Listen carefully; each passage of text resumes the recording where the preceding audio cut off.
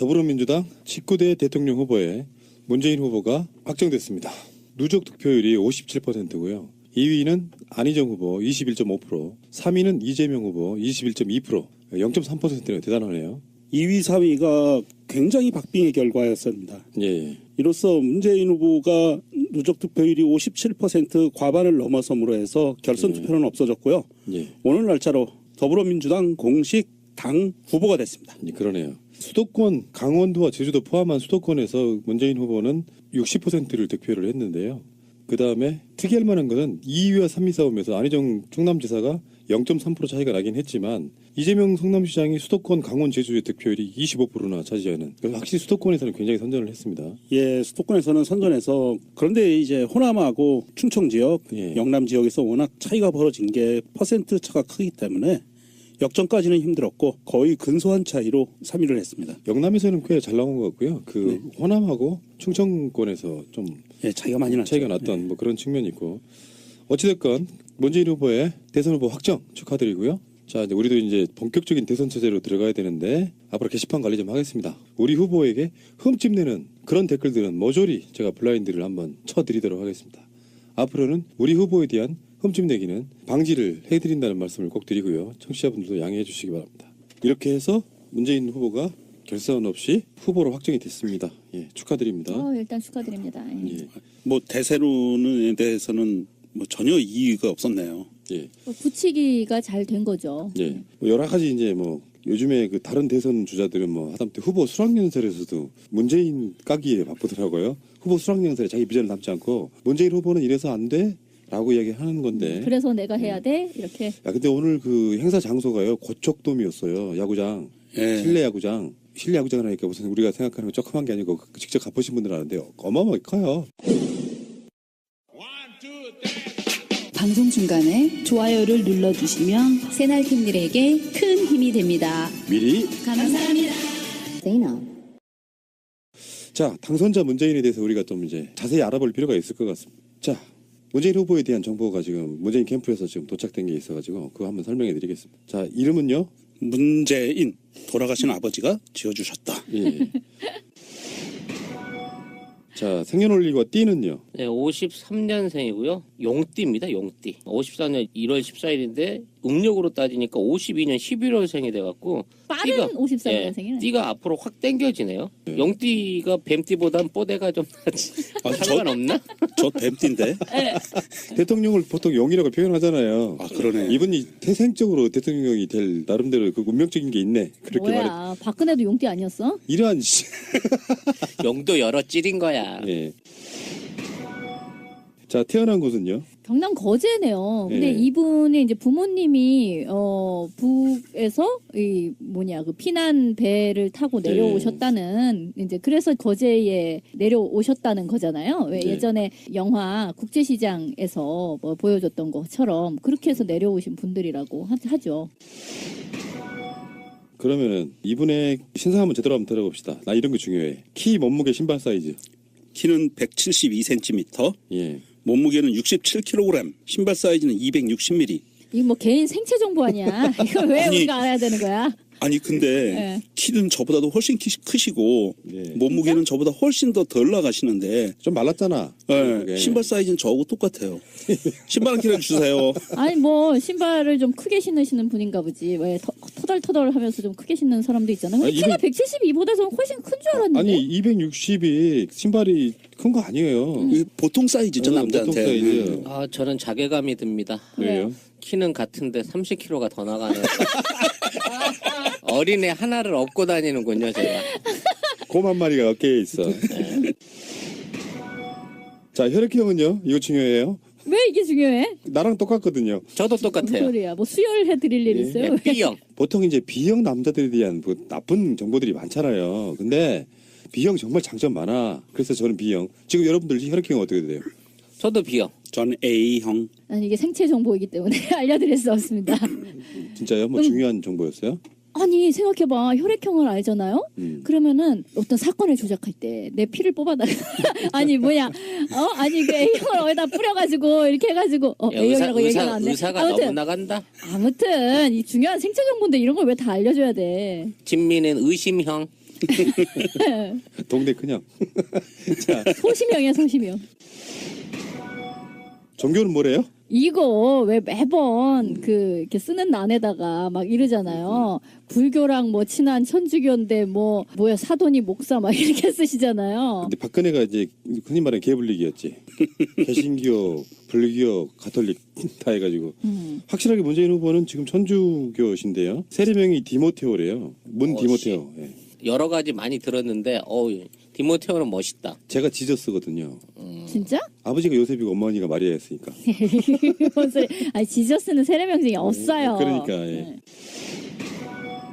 다음에 출신 학교를 한번 보겠습니다. 1965년 부산 남항초등학교 졸업하셨고 68년 경남중학교 졸업, 71년 경남고등학교 졸업, 80년 경희대 법학과 졸업. 이제 요게 시간이 많이 비네요. 71년도에 대학을 가셨는데 무려 9년이나 있다가 졸업을 하셨군요. 뭐 군대 갔다 온 것도 있었을 거고 뭐 등등등. 형무소 들어갔다 네. 나온 것도 있었고요. 자, 가족관계 한번 봅시다.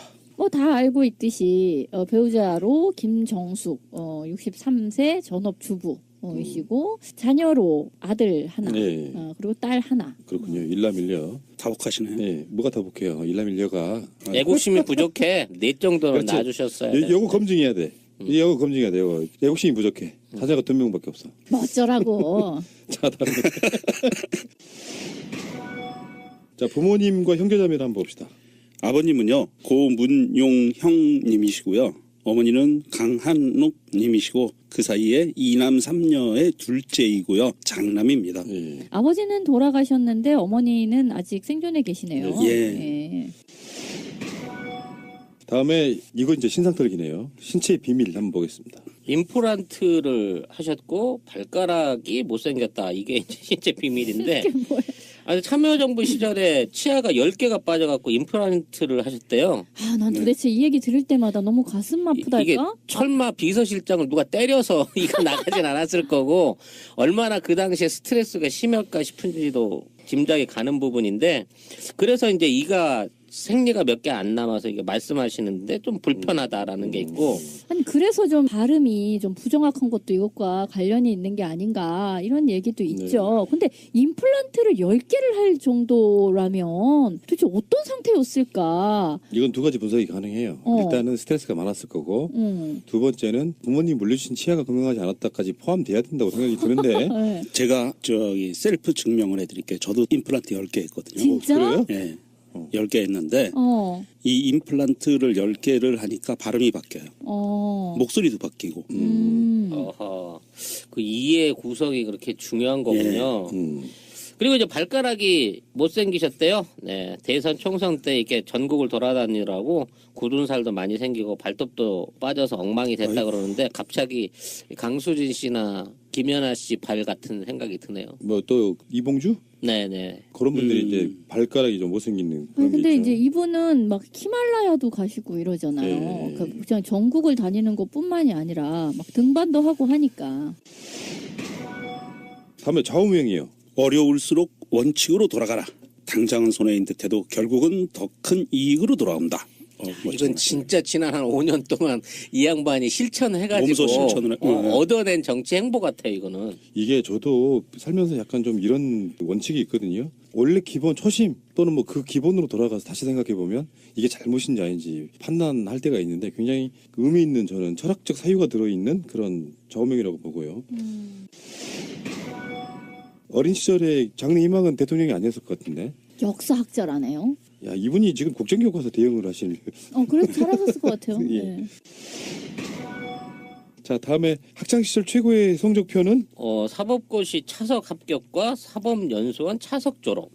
왜 대단한 수석이 아니라 성적이죠. 차석이지? 수석으로 일반적으로 많이 알려졌는데 차석이었군요. 예, 차석으로 입학하고 사법연수원 차석으로 이수했는데 시위 전력 때문에 아하. 판검사 임명이 안 됐어요. 그래서 변호사의 길로 나선 거예요. 이런 씨. 이런 씨. 그 시절에는 그 사상검증이 있었기 아니 때문에 근데 이분이 테스트에 탁월하신 분 아니야? 사병으로 폭파 관련돼서 그거 표창장. 표창장 받으신 것도 압도적이더만 이 양반이 시험을 보는 그 특별한 재주가 있으신 근데 모양. 내가 보기엔 그러니까 노량진 공시생에게 가가지고 이제 자기가 어떻게 공부를 하면 이걸 잘 볼 수 있다. 이걸 외우고 나서 책을 딱 덮은 다음에 눈을 감고 리마인드를 해라. 막 이런 것도 가르쳐주고 그러셨잖아요. 그러니까 이게 기본적으로는 머리 좋고 굉장히 노력하는 사람처럼 보이지 않으세요? 사법고시 차석 합격하고 이게 쉽지가 않거든요. 보통 그런 식은 대부분 다 서울대 나온 애들이 한다는 뭐 그런 어떤 우리가 알고 있는 그 느낌이 있잖아요. 두 개 다 차석을 했다고 하면 굉장한 노력파이거나 머리가 정말 좋은 사람. 예. 아니 근데 물론 뭐 경희대 같은 경우도 뭐 장학금, 그러니까 후기이면서 이제 장학금으로 이제 간 걸로 보이고 또 시험에 또 강한 사람이 있잖아요. 그런 어떤 시험 보는 데 있어서 나름의 어떤 노하우를 가지고 계신 분인 것 네. 같아요. 네. 이거는 좀 재밌는 거네요. 학창시절 별명은 뭐래요? 문제야. 비슷해. 문씨야. 아니 지금도 문재인의 문제를 아이가 아니라 어휘로 쓰면서 문제 있는 사람 문재인 이런 식으로 많이 그리고 써요. 또 일베들은 또 문죄인이라고도 하고요. 우리 학교 다닐 때 보면 이름 갖고 장난 되게 많이 칩니다 일단은. 그럼요. 저도 되게 많이 놀림 당했는데. 이름으로? 뭔데 어떻게 불렀는데? 뭐 진미식당. 그건 많아요. 그리고 그 뭐야. 오징어채 진미채. 그런 것도 있고 그 제가 어렸을 때는 진로 소주를 광고를 했어요. TV에서. 그러면서 진로의 진미 이렇게 그게 나왔었어. 진짜 맛. 당시 교육 분위기가 안 맞아서 이렇게 학교랑 자꾸 부딪혔다고 해요. 그래서 획일적이고 억압적인 분위기에 맞서다 보니까 문지아로 불렸다. 취미는 뭐 오로지 등산, 3번의 히말라야 트레킹 이게 인생의 전환점이 되었다고 하네요. 등산은 정치인들에게 고전적인 항목 아니에요? 뭐 민주산악회 그렇지. 김영삼이 저쪽 사람들은 골프장 가가지고 그렇게 정치에 대해서 얘기를 하는데 뭐 다 감시 붙고 해가지고 어디 할 데가 없어서 산에 올라가면은 산 올라가면서 이제 서로 얘기를 할 수가 있다 뭐 이런 거였죠. 송 작가가 한 번도 안 해봤을 것 같은 등산입니다. 그러니까 살을 지금 이렇게 하면 30kg가 빠진다는 거야. 나는 주로 이제 그 입구에서 기다리죠. 보내놓고. 막걸리 한잔 마시는 사전에다가 도토리묵에 내 막걸리 자리 마시면서. 잡고 있을게. 걱정 말고 다녀와. 그러고. 근데 이게 뭐 뒷동산 가는 거하고는 다르잖아요. 그렇죠. 뭐 북한산 관악산이야 뭐 댕기는데 그게 아니라 히말라야 트레킹을 했다는 거는 대단하죠. 이거는 이쪽 세계에선 또 갑중의 갑인 건데. 다른 건 몰라도 건강 문제만큼은 확실하네요. 네. 이거는 몸이 아파서는 도저히 못해. 관절도 좋아야 돼요. 요거는 폐활량도 좋아야 되고. 꼭 가보고 싶은 곳은 함경남도 흥남 6.25 때 피난 오시기 전에 부모님께서 사셨던 곳이라고 하네요. 그래서 가보고 싶다고. 흥남부도 이분이 또 여기서 통일 의지를 이렇게 강력하게 은유적으로 피력을 해주시나? 저 국민들이 만든 문재인 후보의 출사표 거기 영상 출마를 했거든요. 거기에 국민들 공모한 문구에도 이런 게 나와요. 실흥민 아버지 산소에 가서 소주 한 잔 올리고 남북이 다시 만나게 되었다고 말할 수 있는 그런 나라가 되어야 합니다. 그 노래가 있잖아요. 강산해가 부른 라고요. 두만강 푸른 물에 노젓는 뱃사공을 알지는 나중에 음악으로 넣어드리겠습니다. 그런 노래가 있잖아요. 그거나 마찬가지죠. 나는 가본 적도 없지만 예. 부모님이 고향 생각나실 때는 소주가 필요하다 하시 그 이제 그런 식으로 들었다는 거잖아요. 예. 그래서 꼭 가보고 싶다. 그 다음에 내 인생의 멘토는 아버지라고 하셨는데 뭐 어떤 뭐 유명 정치인이나 이름 있는 사람을 내세우는 것보다 훨씬 공감이 많이 갑니다. 제 입장에서는. 왜 갑자기 자기 셀프 디스를 하세요. 아니 디스가 아니라 아버지를 존중할 수 있는 사람은 그만큼 부모한테서 많은 영향을 받았고 또 그 부분에 대한 어떤 그 의무감과 책임감을 가지고요. 가족에 대한 사랑이 그만큼 기쁜 사람이라는 제 거죠. 경우를 이야기해보자 그러면 저는 아버지를 싫어하진 않았는데 아버지가 상당히 좀 집안 내에서는 악인 느낌이었어요. 지금 생각해보면은 어머니랑 부딪힐 때 저 같은 경우는 멘토를 따지면 어머니라고 얘기하거든요. 여성의 몸으로 이렇게 강인하게 가정을 이렇게 세웠던 자식들 막 다 대학 보내고 말할 수 없는 어떤 의지를 보이신 분인데 분명히 여기도 어떤 스토리가 있을 거예요. 이렇게 자기가 아버지라고 그럴 정도면은 아버지가 굉장히 좋은 분이셨다 이렇게 생각이 들고요. 이분이 잠을 좀 많이 주무시네. 하루 수면 시간이요? 무려. 시간 자야 돼요. 무려 7시간이나 돼요. 이거 그런 거 있잖아. 사당 오락 이런 거 아니야? 그거는 좀 잘못된 거고요. 사당오락은 우리 어렸을 때 대학 들어갈 때만 해도 그런 얘기가 있었는데 제가 최근에 7, 8년 됐습니다. 신경정신과에 가서 상담을 하니까 최소 6시간 이상을 자야 건강하다 이렇게 얘기하더라고요. 그 건강에 미쳐는 충분한 수면인 것 같습니다. 근데 이런 걸 왜 알아야 되는 거야? 이게 이제 컨벤션 효과로 후보가 당선되면 지상파도 해요. 우리같이 디테일하게 하지는 않겠지. 문재인 후보에 대해서 방송을 이렇게 나간 적이 한 번도 없어요. 이렇게 디테일하게는 한 번도 없어. 어떤 방송에서도 처음이야 이거. 이 정도면 스토킹이지 거의. 그렇지. 좋아하는 음식과 싫어하는 음식입니다. 우리도 이런 방송 해본 적이 한 번도 없어요. 정권 교체 의지가 강렬한 상태에서 후보의 낱낱이를 알고 있어야 방어를 하건 뭘 할 거냐요. 방어? 그러니까 누가 뭐라 그러면 회와 수산 해산물을 좋아한다는 게 이게 방어 얘기가 되는 방어가 거야? 되지. 아까 왜? 그 의사 생체 정보랑 똑같은 거야. 그런 거요? 문재인 후보가 어디를 갔는데 응. 회를 좋아하고 물론 부산 출신이니까 좀 그런 것도 있겠지만 이상한 해코지 할 수도 있는 거예요. 그러니까 우리들 입장에서 그냥 다 오픈해. 회를 원래 좋아하신다. 이렇게. 회와 해산물을 좋아하고 특별히 가리는 음식은 없다. 나도 회 좋아해. 자, 그래도- 없어 못 먹어. 잠깐만. 똑같은 질문을 여러분들께 하면 어떻게 답하시겠습니까? 간결하게 딱 이 정도 문장으로 한번 답해보세요. 나도 회와 해산물을 좋아하고 가리는 건 없어요. 그래요? 알겠습니다. 네. 예. 문재인 후보랑 식사 한번 하셔야 되겠어요. 좋지. 아니 근데 이게 가리는 음식이 없다 이 얘기를 안 하면요. 문재인은 육고기 정육업체를 비하하고 그쪽 산업에 대해서 탄압한다라는 얘기가 나올 수 있기 때문에 맞네요. 꼭 해줘야 되는 거예요. 맞네요. 예. 네. 특별히 가리는 음식이 없다는 그게 사실이 아닐 가능성이 높아. 이게 정치적인 수사일 가능성이 높은 거야. 그러네요. 그렇게 따지면 이렇게 해야 돼. 회와 해산물을 좋아하고 그렇지만 육고기도 좋아한다 이렇게. 뭐든지 잘 먹어요. 그럼 아니야. 되는 그럼 거야. 또 채식주의자를 디스한다라고 할 수 있잖아. 그렇구나. 어렵다. 네, 어렵네요. 대통령 후보가 되는 게 쉬운 게 아니야. 예, 그러게요. 이분 요리도 좀 하시네요. 가장 자신 있는 요리는요? 가끔 직접 끓여 먹는 라면과 즉석밥. 에이, 이 정도는 요리를 한다고 볼 수가 없잖아. 거의 내 수준이잖아. 아니 그래도 얼마나 기특해요. 이거는 연세 있으신 분이. 대한민국의 전문 요리사들과 요리 자격증을 가지고 계신 분들에 대한 문재인 후보의 디스라고 평가받을 수 있습니다. 근데 또 이런 것도 있어요. 저도 요리 좀 한다는 입장에서 보면은 문재인 후보 자체가 나는 이게 라면을 끓이고 이런 거 중요한 게 아니라 이 이야기를 한번 해보고 싶고 꼭 남편이 라면을 끓이면 옆에 와가지고 한 젓가락만 달라는 사람. 부인. 왜 나를 디스하는 거예요, 지금? 근데 뭐 하나 끓여줄까 하면 그건 됐대. 맞아. 이상해. 그거 왜 그러는지. 왜 나를 직접 지금 디스를 하려는 건데? 아니 보편적으로 보편적으로 이렇다고. 그러니까 분명히 김정숙 여사님도 분명히 한 젓가락. 그러니까 한 젓가락 당신 것까지 끓여줄게. 아 그건 됐고 한 젓가락 그리고 밥 먹어. 그럼 덜 받아 또. 저는 그런 데서는 자유롭습니다. 제가 라면을 물에 살짝 튀겨 먹거든요. 왜요? 아니 무슨 이게 소리야? 거의 안 익었을 때 반은 꼬들꼬들 씹힐 때 이걸 불을 꺼서 먹기 시작하기 때문에 생 밀가루 냄새가 나는 지경. 그런 거를 주로 먹기 때문에 아무도 제가 끓인 라면은 안 뺏어 먹습니다. 아니 근데 진짜 기껏 라면 끓이고 즉석밥은 뭘 한다 개념이 아니잖아요. 그냥 전자레인지 돌린다 개념이잖아. 야 진짜 요리 안 하시는구나. 근데요, 좀 반대로 이런 문재인 후보가 나는 요리도 잘해야 하면 재수 없어요.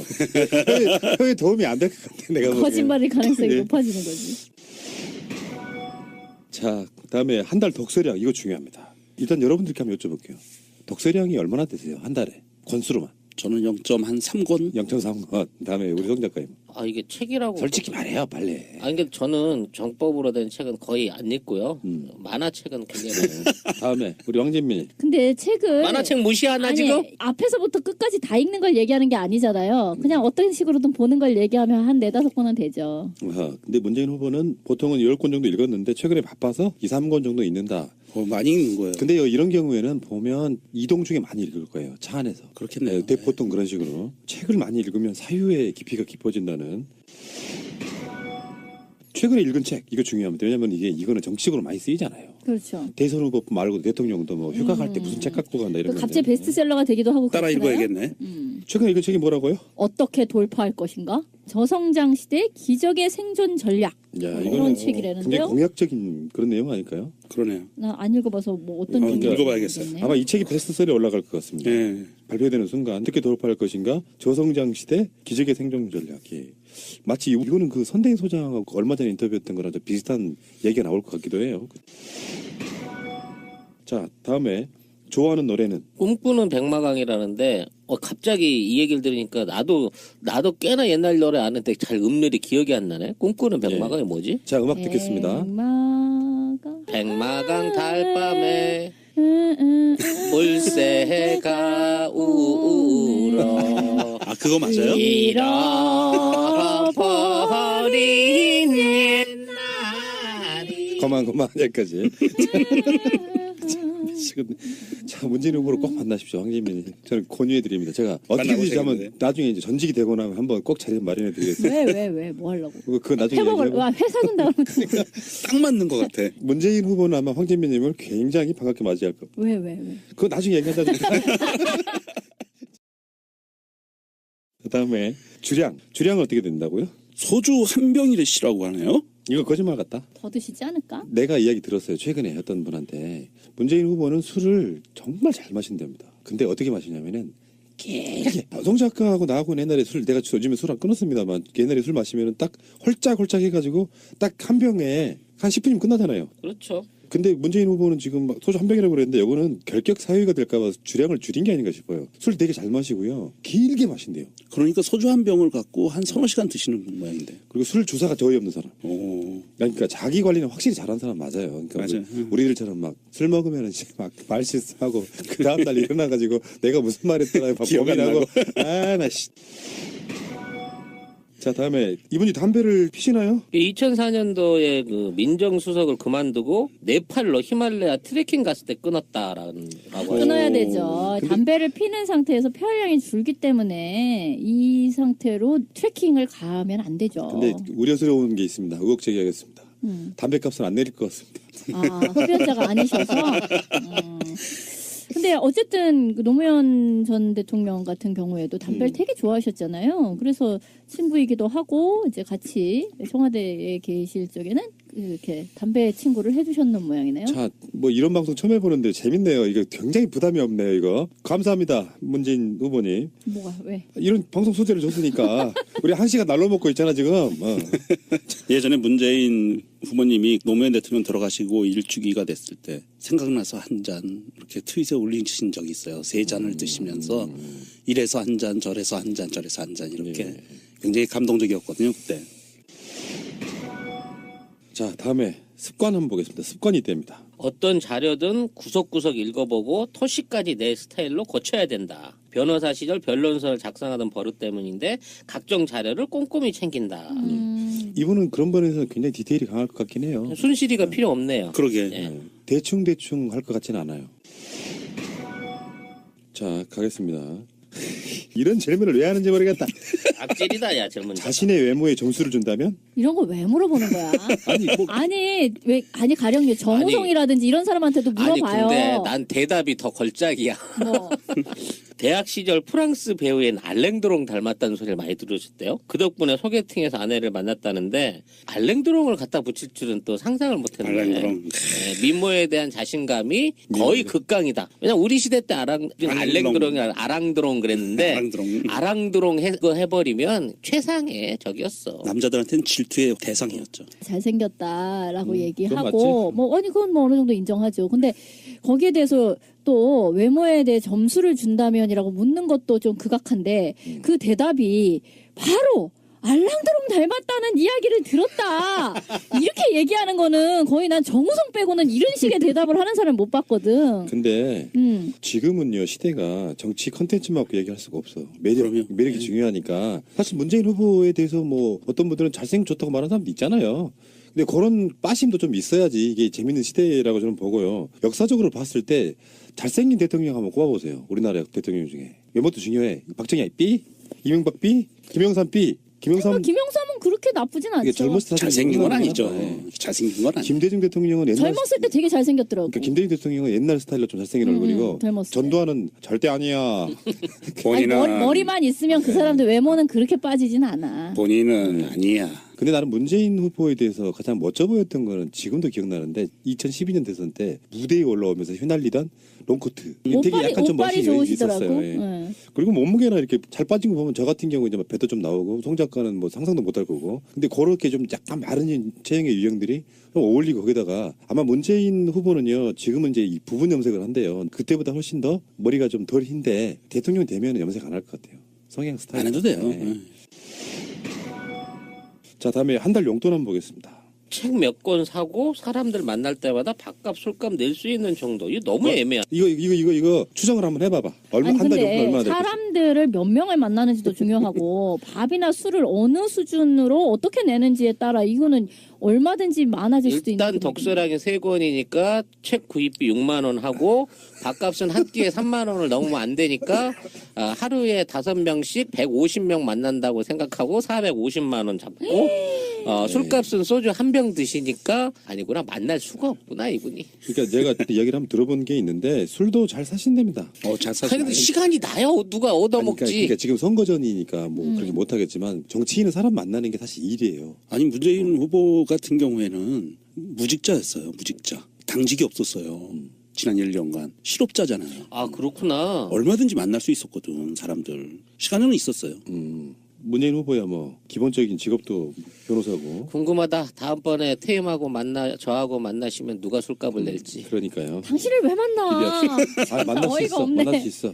왜 뭐 그런 시대를 만들지 않잖아. 그럼 우리가 뛴 거 아니야? 나도 만날 수 있는 그런 퇴임 대통령이 노무현 돼주시겠지. 대통령도 시골로 내려가셔가지고 일반인들과 만났잖아요. 그렇죠. 자 다음에 이거 궁금한데요. 춤과 노래 실력은 어찌 된답니까? 아 근데 진짜 노래 실력은 별로더라고. 저번에 TV에 나오셨나? 그래가지고 노래를 잠깐 하시는데. 아까 그 꿈꾸는 백마강도 엉망으로 부르실 가능성이 있군요. 다음에 춤도 못 추고. 그래서 뭐 멈추인 데다가 노래도 별로라서 선거 때마다 연설보다는 춤과 노래 때문에 제일 곤욕스럽다. 선거할 때 춤을 노래를 아니, 시킬 때가 있어요. 시킬 아, 때 때가 있어요. 이게 있어요. 잘 모르시는데 몸치하고 음치가 그런 거 시킬 때 얼마나 곤혹스러운지 몰라요. 약간 좀 자괴감 들고요. 네, 저도 노래방 가는 걸 그래서 싫어해요. 몸치 음치랑. 무대에서 약간 모욕당하는 느낌도 있어요. 네. 그래서 왜 정치인들 중에 뭔가 좀 정색 스타일들은 대부분 보면은 이렇게 희화화시키는 걸 되게 싫어해가지고 우리 인터뷰 같은 거 할 때도 이런 부분은 빼주세요라고 계속 이야기하는 그런 게 있거든요. 이 의혹이 사실이라면 문재인 대통령은 앞으로 엔터테인먼트 업계에 대한 관심이 매우 적을 것이다. 라는 악의적인 추론이 가능하죠. 아니요 왜 자기가 못하기 때문에 그런 그렇지. 쪽을 뭐 더 반대로 육성해야 된다고 보고 생각할 듣는 수 건 있죠. 즐겨 해요. 네. 하긴 뭐 싸이를 그렇게 그냥 입에 달고 사시던 분은 뭐 아예 거기를 다 작사를 내놓으셨는데. 아니 근데 노무현 전 대통령 같은 경우에는 유세를 다니면서 막 혼자 노래를 부르시고 막 그랬었어요. 사람 별로 없는 유세 막 혼자 막 유세하다가 분위기 좀 썰렁해지면 갑자기 막 부산갈매기를 부르고 막 그런 영상도 지금도 남아 있거든요. 이분이 또 반려동물 키우시죠? 이름이 되게 재밌네요. 풍산개가 있는데요. 풍산개는 마루하고 깜이네. 고양이는요 찡찡이하고 뭉치래요. 맞네. 저는 이거 보고 좀 나름대로 좋았던 게 뭐냐면은 전부 다 이름이 순항국말이잖아요. 그러네요. 나 이 점은 되게 좋아요. 저도 강아지를 키울 때 지금까지 전부 다 순항말로 지었거든요. 지금 현재는 살랑이고요. 예전에 키웠던 애는 앵두 뭐 이런 식이었어. 와, 근데 고양이 중에 하나가 이 뭉치 얘는 사고를 엄청 치나 봐요. 사고뭉치? 아. 털뭉치일 가능성도 있어요. 자, 이 사실로 추론해 볼 때 집권 이후에 내부 간 세력 갈등이 일어나는 것을 조장할 우려가 있다. 개와 고양이의 싸움? 개와 고양이의 싸움을 조성하고 컨트롤할 우려가 있다라는 아니에요. 염려가 이 있네요. 사냥개인 풍산개, 호랑이 잡는 풍산개와 고양이들을 같이 키우는 거 보면 조화롭게 잘 이렇게 다독일 수 있는 능력이 있는 거예요. 근데 그건 정말 신기하네요. 보통 개랑 고양이를 같이 키우면서 싸움이 나지 않게끔 하는 것도 되게 정말 좋은 개 주인이 되는 게 보통 어려워요. 인격 가지고 되는 게 아니에요. 기를 예, 잘 들여야 그렇죠. 되고 예. 교육을 시켜야 되거든. 근데 다른 건 몰라도 저도 애견인의 입장에서 이분이 애견인이자 애묘인으로서 앞으로의 어떤 그 동물권 관련된 것들을 좀 제대로 좀 하셨으면 좋겠다는 생각이 들어요. 그리고 최근에 박근혜가 진돗개 버리고 간 것도 진짜. 굉장히 대비가 될 것 같고 정말 짜증나. 분명히 마루하고 깜, 찡찡이와 뭉치는 주인 잘 만나서 청와대로 들어가겠죠? 들어가야 되는구나. 같이 사는데 돌봐줄 사람이 없구나. 네. 버리면 안 되지. 또 그러게. 버리고 가면 아니, 버리는 게 아니고. 식으로 욕먹죠. 아니 어쨌든 다른 사람한테 맡기고 맞다. 그러면 안 돼요. 아니 여사님도 같이 들어가야 되니까 다 데리고 다야 돼. 반려동물은 누구한테 맡겨지는 것 자체가 스트레스고요. 그럼요. 맞네요. 네. 자 연속하겠습니다. 이거 뭐 문재인 후보 덕분에 방송 한번 날로 먹고 있습니다. 근데 재미는 있네요, 그렇죠? 들으시는 분들이 이런 방송 처음 들어봤을 거야. 제목은 문재인의 모든 것 50문 50답입니다. 가장 아끼는 물건이 있다네요. 법무법인 부산 개업할 때 노무현 전 대통령이 개업 선물로 보내준 괴종시계라네요. 증 노무현 이렇게 글씨가 새겨져 있대요. 지금도 괴정식에 쓰는 사람 있나? 부잣집들이 있을까? 저희 집도 있었어요. 보랄 달린 거. 보랄이 아니라 길쭉한 그 봉 추도 세 개 있고, 있고, 예. 추세가 있고 예. 불알 움직이고 하는 거고. 시계 잠깐만 이야기해 봅시다. 문재인 후보님 죄송합니다. 뻐꾸기 시계 한참 유행하던 시절이 있었지. 그렇죠. 90년대쯤에 유행했죠. 근데 뻐꾸기 패 죽이고 싶을 때도 있었지. 이게 불편했었지. 자야 되는데 계속 시간만 돌려대고 막 이런 거. 그리고 그 불알 시계는 지금은요 무소음 시계라는 게 나와요. 네. 초시계도 소리가 안 나게 해서 네, 초침 소리 안 슥 나죠. 지나가게 하는 건데 이런 시계 보면 정말 옛날 그 추억 돋아요. 아, 똑딱 똑딱 이렇게. 네. 네. 그때 이제 그 저희 집에 있던 시계는 이게 양쪽에 태엽 감는 구멍이 있었어요. 있죠. 맞아, 그렇죠. 맞아, 맞아. 그래서 태엽 감죠. 그걸 감아보고 싶어가지고 틈만 나면 막 이렇게 돌렸던 생각이 나거든. 그러다 태엽이 끊어져갖고 시계 고장 났거든. 또 그런 것도 있고 이제 부부싸움하다가 아버지가 뭘 던졌는데 개종식에 유리창이 박살나는 경우도 있었을 거야. 분명히. 좋아하는 한자 성어. 제조산하. 와. 이게 나라를 완전히 다시 만든다라는 그렇죠. 뜻이죠. 이게 이순신 장군이 그 서해 유성령 선생한테 예, 적어준 글귀랍니다. 이게 왜 사극에 되게 많이 나오는 문구예요. 그러니까 산하를 다시 만든다 이런 뜻이니까 그렇죠. 나라를 확 바꾸겠다 이런 의미가 좀 들어있는 거고요. 제조산하를 해야 되는 거야 지금 이 시점이. 예. 그렇죠. 네. 지금 발음이 정확히 안 들리신 분들 다시 한번 해드릴게요. 제조산하. 다음에 좋아하는 영어 단어 또 있답니다. 드림, 드림. 드림 컴 트루. 꿈을 꾸는 거. I have a dream. 이게 제 전문이잖아요. 아니 그런 몽상을 얘기하는 게 아니잖아. 아니 그러니까 이게 이 단어가 갖는 묘한 게 있어요. 뭐냐면은 두 가지 뜻이 있잖아요. 잠잘 때 꾸는 꿈과 미래에 대한 어떤 희망 이런 것도 드림이잖아요. 영어도 되게 묘하다는 거예요. 이 꿈이라고 하는 게 꿈을 꾸다는 게 현실에서는 잠잘 때 꾸는 꿈이 아니고 미래에 대해 희망을 갖는 거잖아요. 이게 되게 재밌는 의미를 갖고 있는 단어예요. 한국도 똑같잖아. 진짜 제가 옛날에 취미가 뭐냐고 물어보면 꿈꾸는 거라 그랬어요. 그랬겠지. 네. 현실을 벗어나고 싶은데 현실은 그렇죠. 만만치가 않으니까 네. 꿈속에서나마 막 부자이들로 돌아가고 막 그런 거.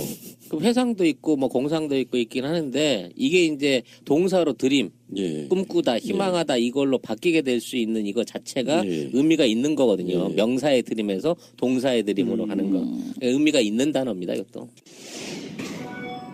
다음에 이분도 이제 뭐 임플란트 10개 할 정도로 스트레스를 많이 받지만 어떻게 해소하는지 나와 있네요. 산책이고요. 스트레스 해소법은 뭐 또는 밭일을 하거나 나무를 심거나 마당에서 풀도 뽑고 이런 단순 노동을 하면서 스트레스를 해소한다고 하네요. 아주 건전한 좋은 취미네요, 진짜. 네. 정신적, 신체적 건강에 아주 좋은 거죠. 셀프 힐링을 하는 거죠. 우리 동네에 사시는 그 트럭 운전하시는 아저씨 한 분 있는데요. 이분은 노래방 가는 게 취미예요. 아하. 날마다 노래방 가서 엉덩이 흔들면서 춤추고 혼자 노래 부르고 와. 오. 이분은 음치에 몸치시잖아.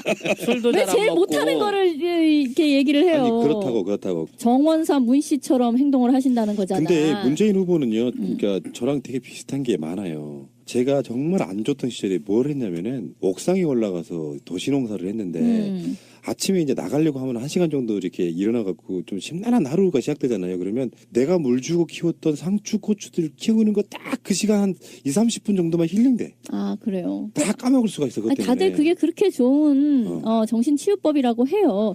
예, 문재인 후보가 노무현 전 대통령하고 이제 이런 거 가지고 굉장히 교감을 많이 했다고 하거든요. 그러니까 뭐 식물 이름 맞추고 막 이런 거 되게 좋아한대요. 식물 되게 많이 알고 계신다는데. 그래요? 그리고 양산 그 맞아요. 집에도 맞아요. 그랬다. 근처에 뭐 나무 막 이런 거 엄청 심어놓고 뭐 이러신다고. 아, 요거는 그냥 쏘는 말이 아니네. 생각해보니까 저번에 노무현 대통령이 물어보면 다 답했다고 김경수 의원이 그때 한번 증언한 적이 있었죠.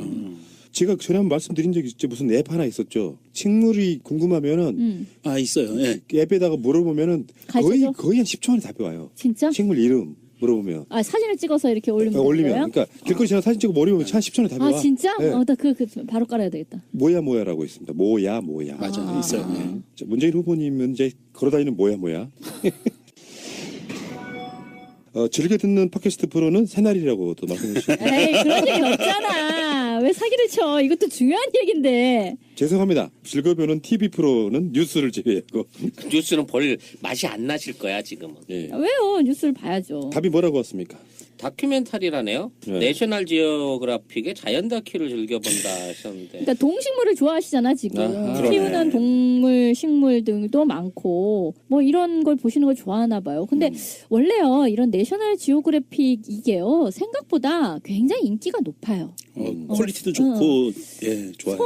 시청자들 사이에서 왜 가령 뭐 명절이라든지 이럴 적에 여러 명이 모였을 때 큰 무리 없이 틀어놓고 있을 만한 그 프로그램이 뭐냐라고 하면 대략 이런 거예요. 저도 그러네. 집에 들어가면 새벽에 들어가면 채널 딱 키는 게 131 NGC 그다음에 130 BBC 이걸 보거든요. 제일 먼저. 그 진짜 그거예요. 보는 것 자체가 힐링이더라고. 예, 맞아요. 드라마에 빠지면 또 자기 생각이 없는 경우도 되게 많잖아요. 남자들은 드라마에 빠지기보다는 약간 다큐 되게 좋아하는 사람도 많죠. 저는 먹방에 주로 이제 맛있는 녀석들이라고. 그러니까 네. 관심사항은 몸으로 나타난다. 자, 자녀 교육에 대한 이야기 한번 해보겠습니다. 자녀 교육은 어떻게 하셨답니까? 무엇보다 아이들이 좋아하는 게 뭔가를 먼저 생각했다. 스스로의 선택을 존중했고 둘 다 자신의 꿈을 키워왔다고 생각한다. 답은 뻔할 수 있는데요. 나는 네. 공감이 좀 돼요. 뭐냐면은 저도 꼬맹이한테 뭐 대라 이런 말 안 하거든요. 지금도 항상 질문이 학교 생활 재밌냐? 이걸로 끝이에요. 팟캐스트를 보면서 아빠 오늘 뭐 5등 했네 이렇게 가끔씩 볼 때가 있어. 그래요? 애가? 그럼 내가 한마디 해요. 뭐라고? 내가 너한테 1등 맨날 하라고 하면 좋겠냐? 그걸 네. 거기다 써먹냐?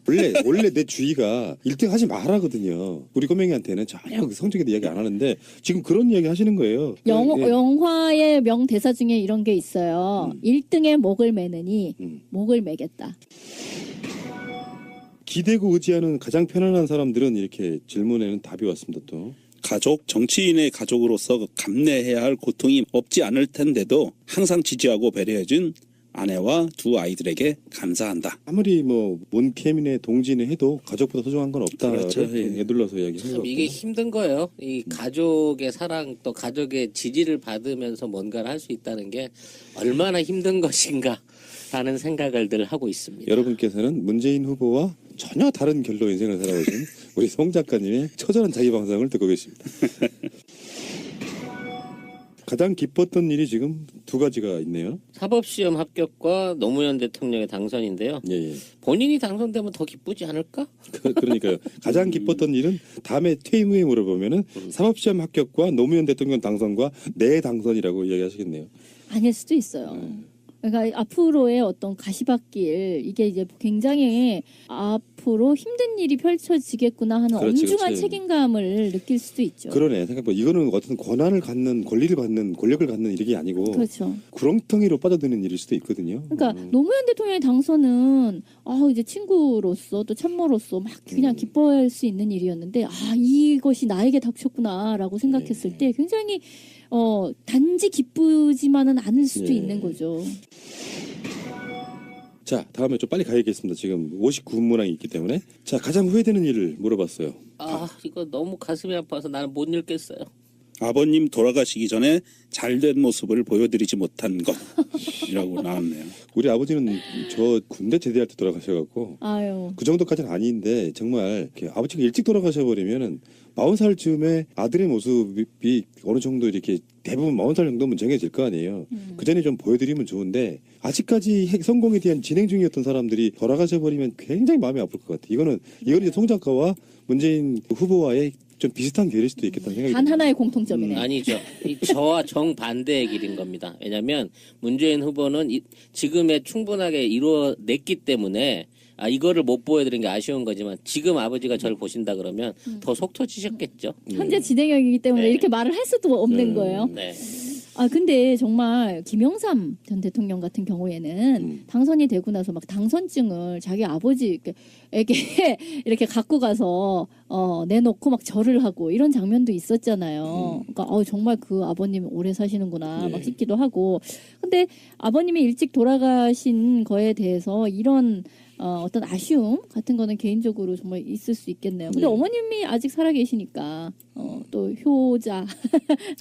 효자로 할 수 있는 그러니까 거죠. 이분이 굉장히 그 친가족적인 면모가 다 들어있어요. 지금 그러네요. 보면은 그러니까 가장 중요한 게 가족이라고 생각하는 것 같고 문재인 후보의 아버님이 78년도에 돌아가셨어요. 일찍 그러니까 돌아가셨어요. 마음이 일찍 돌아가셨으니까 그러네요. 마음이 아프죠. 다음에 타임머신을 타고 가고 싶은 때는 이게 상당히 지금 전 질문에 연관성이 있네요. 대답이네요. 선친이 살아계셨을 때로 돌아가고 싶다. 큰아들이 고시 합격한 모습을 보셨으면 얼마나 좋아하셨을까 생각하면 지금도 눈물이 난다 하셨는데요. 이 세 개가 다 연결돼요. 사법고시 합격과 이걸 아버님한테 못 보여드린 것 자체가 기쁘면서도 가장 후회되는 일인 거죠. 그러네. 굉장히 효자신 것 같고요. 지금도 마찬가지겠지만 더 심할 수도 있는데 부모들이라는 게 자식의 출세를 특히 우리나라 좀 심했어요. 자식의 출세가 부모들의 오직 목적이었던 시절이 있었는데. 자, 다음 질문. 약속 시간에 얼마나 기다릴 수 있나? 야, 대선 후보의 이 중에 앙케이트라고 할 수 있는 일문일답 59문 59답이 질문 자체가 좀 디테일하고 재밌습니다. 약속 시간에 얼마나 기다릴 수 있나? 좋아하는 사람이라면 마냥 기다릴 수 있을 것 같다. 굉장히 로맨틱한 답변을 예, 주셨네요. 그렇고요. 다음에 꼴불견이라고 생각하는 것은 권력이나 이익을 탐해서 지조나 양심을 파는 것이라고 하는데 이거 지금 찔릴 사람 많은데 동업자들 중에. 이 점 때문에 제가 봤을 때는 문재인 후보가 최고의 강점처럼 보여요. 본인의 장점은 처음 만나는 사람들에게 호감을 주는 것. 아, 또 이렇게 자기 자신을 좀 그런데요. 막 알랑드롱 얘기 나오고 말이야. 강력해. 바로 호감을 준다. 이 정도 깔때기는 용서해 줄 수 있고 아. 정청래 의원도 그렇게 이야기하지 않았어요? 그런 비슷한 뉘앙스로 원래 정치인들은 그러나? 아니, 사람들 만나면은 왜 상대방이 너무 이렇게 온화한 인품을 갖고 있으니까 적개감이 없다는 거야. 내가 정청래 의원 진행하는 방송에 나가서 내가 한마디 디스를 했잖아요. 정청래 의원은 생긴 게 적폐다. 뭔 소리야. 그 이유가 있어. 만날 때마다 깍듯하게 대하게 돼. 무서워. 무서워. 못생기진 않았는데 약간 위압감을 위압감도 준다. 근데 문재인 후보는 좀 그런 면에서는 좀 온화한 느낌이 좀 있잖아요. 그리고 말투나 목소리 톤도 굉장히 호감형일 가능성이 높고요. 우리 그 지난 총선에 문재인 키즈라고 우리가 흔히 불렀던 그 영입 인사들을 보면 머리에 털 나고 처음 문재인을 만났는데 앉아서 얘기하다 보니까 빠진다. 아, 그렇지. 그래서 바로 그 자리에서 영입되고 이런 케이스가 많았어요. 조응천 의원 같은 경우는 영입하기가 굉장히 어려운 상대였을 거라고 그렇죠, 봐요. 어렵죠. 위치상. 자, 여기서 좀 본인을 디스하셨네요. 이거 재밌네요. 나의 단점은 과도한 진지함과 결벽주의라 그랬는데 이게 이 야재 개그를 주로 하시나? 과도한 진지함이라고 스스로 평가하셨는데 진지하셔요. 이게 너무 그 일면적 약간 고지식한 면이 있다라는 걸 스스로 인정을 하시는 건가? 유머 감각이 좀 떨어지는 듯한 그런 느낌. 그러니까 이분이 예전에 청와대 민정수석 계실 때 이런 게 있어요. 민정비서관 중 한 명이 무궁화 꽃을 가리키면서 수석님 이 꽃이 하루밖에 안 핀답니다. 그러니까 이 문재인 그때 민정수석이 네임펜을 갖고 무궁화 꽃에다 표기를 했대요. 그리고 이게 하루 만에 그 진지 다음 날 않는지 전화 확인을 보려고. 했대. 그러니까 얼마만큼 꼼꼼하고 진지한 사람인지 결벽주의자인지 나오는 거예요. 야, 그 나무 한 3일 폈으면 또 식물도감 바뀔 뻔했네. 아니, 장점이자 단점이기 때문에. 네, 장점이 단점이기 때문에 아마 대통령이 되고 나면은 내가 봤을 때 그 후보 때보다 훨씬 더 많은 식의 어떤 소통이 필요할 텐데 특히 젊은 사람들이 호감을 갖는 거는 적당한 정도의 유머? 노무현 대통령은 좀 유머 감각이 좀 있던 느낌이 들고 네. 너무 재미없으면 이제 사람이 이제 이렇게 매력이 없는 사람으로 보일 수도 있다는 생각이 좀 들어서 이야기 한번 해보는 거고요. 그 노무현 대통령 시절에 민정수석을 문재인 민정수석을 했듯이 어떤 보완적인 위치에 그렇죠. 있었다고 예, 볼수 그 있죠. 문재인 대통령이 되면 이제 노무현 대통령과 같은 그런 인성을 갖고 있는 분을 민정수석으로 삼으면 보완이 되지 않을까. 저를 삼으시면 어떨까요? 삶아버리고 싶다 진짜. 가장 용서할 수 없는 것이라고 하는 것에는 힘 있는 사람, 가진 사람, 잘 나가는 사람들이 약하고 없는 사람들을 무시하고 깔보는 것이라고 했는데 요거는 제가 보니까 홍준표를 바로 디스한 거고요. 우리 재벌들을 디스한 예. 거고. 가장 좋아하는 사람은 이라는 질문에는 다산 정약용 선생을 이야기했는데 민본주의와 실용주의를 이끌어낸 분이라고 이야기했는데 저도요. 역사적으로 가장 존경하는 사람 세 사람 꼽으라 그러면 저는 세종대왕, 정약용, 이순신 꼽거든요. 사실상 너무 평이하다. 정약용 같은 경우는 정말 그 천재예요, 저서나 이거 천재. 대단한 사람이고 예. 마찬가지 세종대왕이라고 보고 이순신 장군도 그러는 거잖아요. 거의 불가능에 가까운 일을 해낸 사람이잖아요. 그렇죠. 다음에 따르고 싶은 현대 정치인은 프랭클린 루즈벨트라고 했고요. 진보적이면서도 통합적 리더십이 존경스럽다. 이거 굉장히 중요한 문재인 후보의 지금의 포지션처럼 보이거든요. 이 질문 자체가 굉장히 중요한 걸 묻고 있는 거죠. 지금 정치인에게 따르고 싶은 현대 정치인이 누구냐. 그러니까 너의 롤 모델이 누구냐라고 그렇지. 묻는 건데 여기에 이제 프랭클린 루즈벨트가 나온 거죠.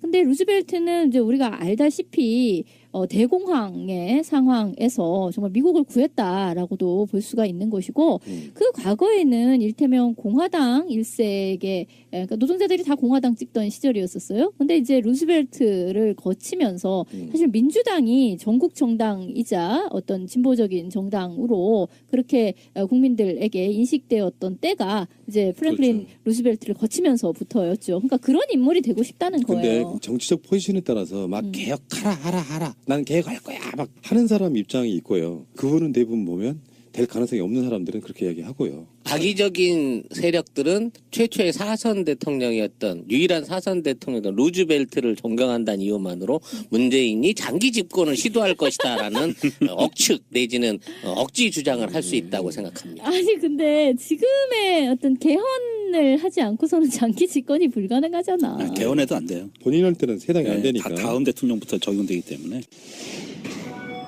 자, 가장 부러운 사람은 예술적 재능이 뛰어난 사람, 많은 사람들에게 행복을 나눠줄 수 있다 이렇게 했고요. 거봐요. 그러니까 이분 본인은 몸치에 그렇지. 부러운 거야. 음치이지만 예술적 재능이 뛰어난 사람을 그 부러워한다잖아요. 이런 예술의 가치를 절대 낮게 보지 않는다는 거죠. 근데 아들도 예술 쪽을 미디어 한 거잖아요. 아티스트잖아. 미디어 쪽을 하는. 그래 뭐 좋아하는 연예인은 그래서 이은미와 송강호를 꼽았고요. 감명 깊게 본 영화는 광해 왕이 된 남자를 꼽았는데 여기서도 보면은 문재인 후보의 성향이 그대로 드러나고요. 이제 여기서 음모론 한번 투척하세요. 이은미, 송강호는 정권이 바뀌면은 장관한다 이렇게. 아니, 최소한 출연 정지는 좀 풀리겠지. 이 그렇죠. 양반들도 불쌍해서. 송강호 이분은 장관 같은 거 안 할 사람이에요. 농담이었고 저들은 그런 식으로 공격해될 수도 있다고 생각이 드는데 그 광해에 대해서는 영화 곳곳에 노무현 대통령을 생각하게 하는 장면들이 많아서 감정 수습이 안 됐다 이렇게 얘기를 하고 있네요. 거기서 이제 왕을 대신하는 입장에서 개혁적인 어떤 정치를 하려고 노력했었고 사실 그게 이제 주변 사람을 감동시키기까지 했는데 결국은 이제 돌아가지 않았습니까? 원 제자리로 돌아가게 된 그 영화의 의미가 있었던 건데 이건 뭐냐면 왕이 중요한 게 아니라 집권자의 의지가 중요하다라는 일종의 그 간접적인 그렇죠. 표현이 아닐까 싶어요. 그러니까 이런 것이 저는 바로 초심이라고 보거든요. 대통령 선거 전에 답한 이 셀프 답에 초심이 다 묻어 있다고 보는데 이런 게 변하지 않기를 우리는 간절하게 바라야 되는 거고요. 인간관계에서 가장 중요한 것은 성실. 저는 뭐 이 부분에 대해서는 본인 자체가 행동으로 보여주는 것 같아요. 뭐 넘어가겠습니다. 화났을 때 행동은 많이 화가 나면 혼자서 생각이 잡니다. 그래서 혼자서 삭히는 분이에요, 이 양반이. 야 이거 집무실에 혼자 계시면 비서들이요. 불안불안하겠는데? 더 무서워. 그러니까 임플란트를 하는 것 같아요. 혼자 꾹 참는 걸 아니에요. 예. 치아 건강에 네. 좋지 않다는. 마우스피스 물리는 방법도 있죠. 치료로 하잖아요. 이갈이 할 일을 때. 가는 사람은 그렇게 하죠. 생일에는 무엇을 하나? 여전히 이분은 가족 지향적이네요. 가족들과 오붓한 저녁 식사. 어떤 사람 내가 알아. 지 생일날 가족들하고는 오전에 케이크 하나 끊고 나오고요. 저녁에는 친구들이랑 술 먹는다. 그런 사람도 있어. 당신이 그러지? 아니 나는 술 안 먹잖아요. 요즘에. 프로포즈는 어떻게 했냐는 질문에 뭐 어떻게 돼요? 아내가 먼저 했다. 야, 이거 재밌는데요? 제가 한번 해봐요. 진짜. 그러니까 역할극. 친구들과 있는데 아내가 와서 갑자기 제인이 너 나랑 결혼할 거야 말 거야 빨리 말해. 라고 해서 깜짝 놀라서 얼어줘.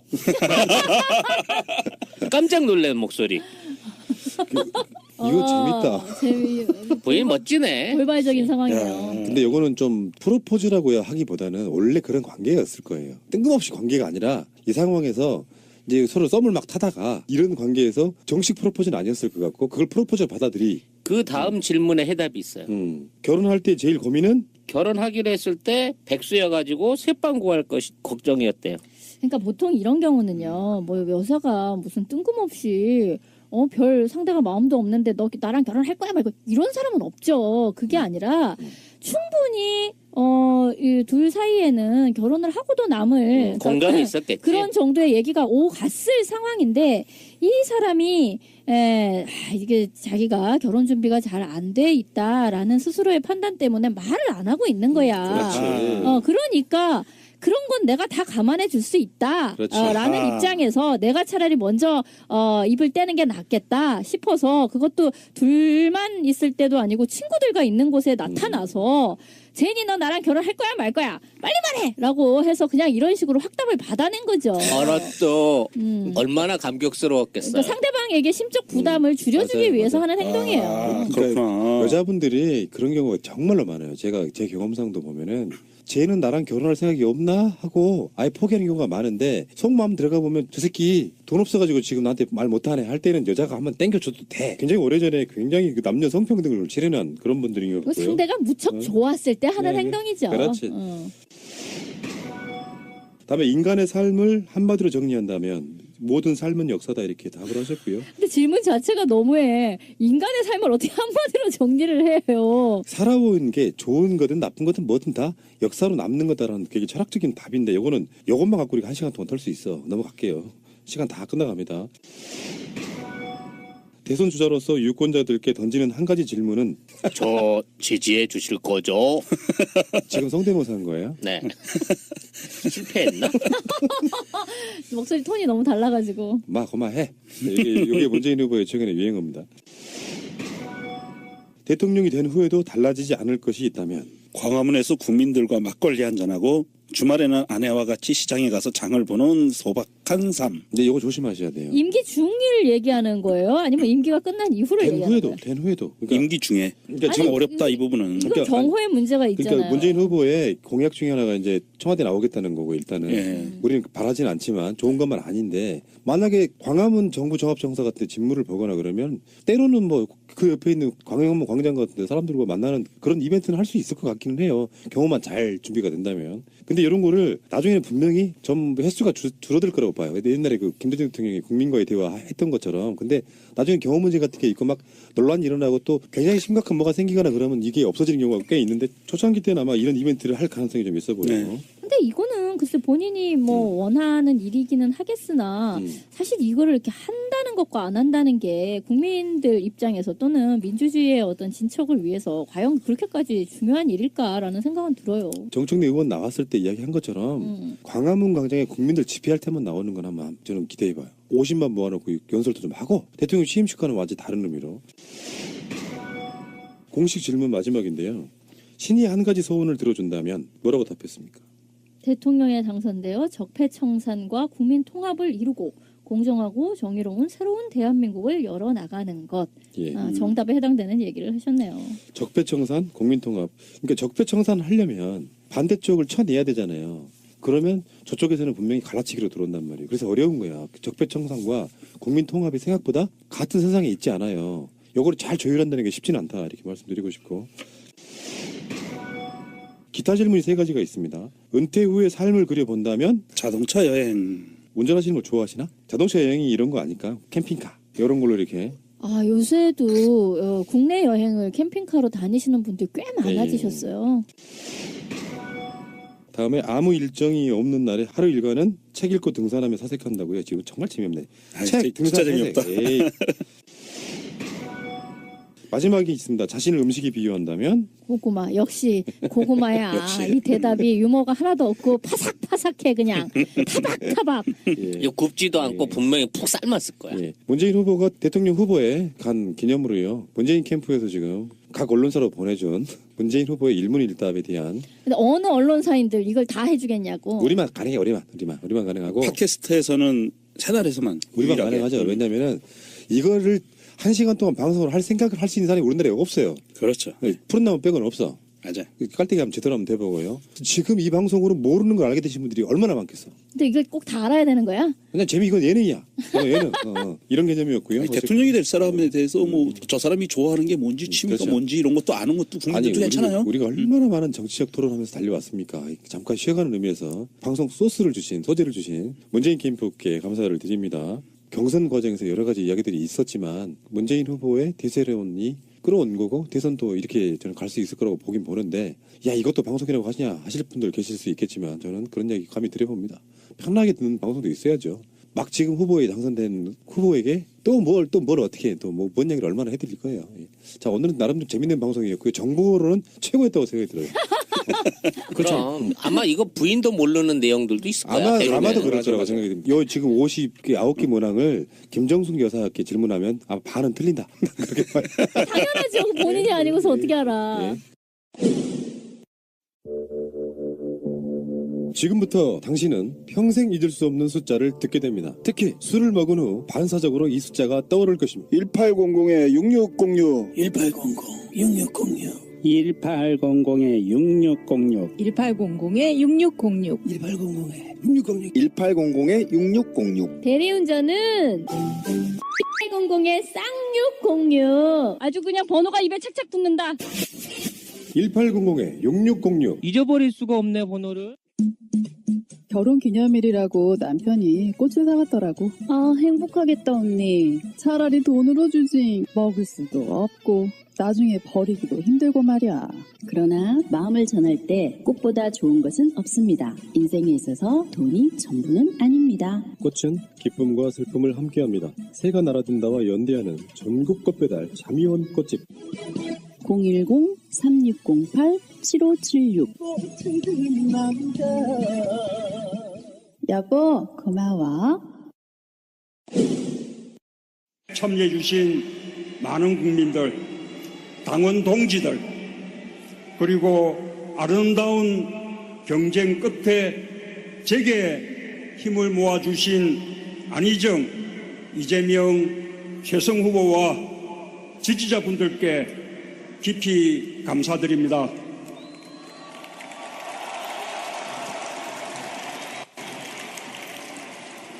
(69년) 전 오늘 제주에서 이념의 의미도 모르던 많은 양민들이 이념의 무기에 희생당했습니다. 이념 때문에 갈라진 우리 조국은 그에 더해서 지역이 갈리고 세대가 갈리고 정파가 갈리는 분열과 갈등과 대결의 구도에서 벗어나지 못했습니다. 그로부터 69년 후 오늘 이제 우리 대한민국에서 분열과 갈등의 시대는 끝나야 한다고 저는 선언합니다.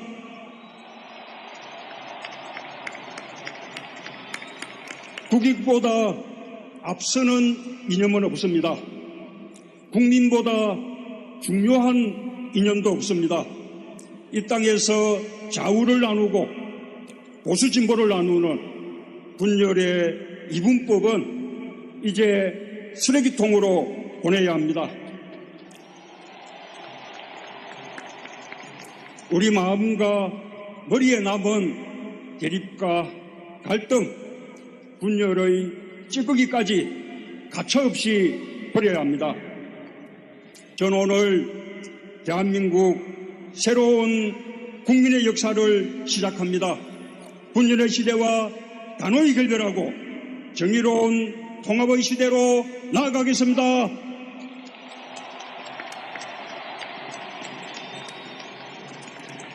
존경하는 국민 여러분, 당원 동지 여러분, 오늘 우리에게 승자와 패자는 없습니다.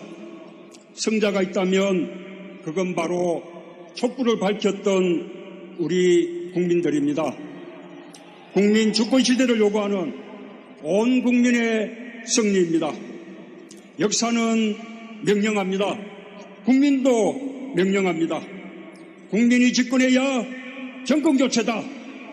국민의 삶이 달라져야 새로운 대한민국이다. 시대를 바꿔라. 정치를 바꿔라. 경제를 바꿔라. 문재인 그 명령을 받들어 국민 대통령 시대를 열겠습니다.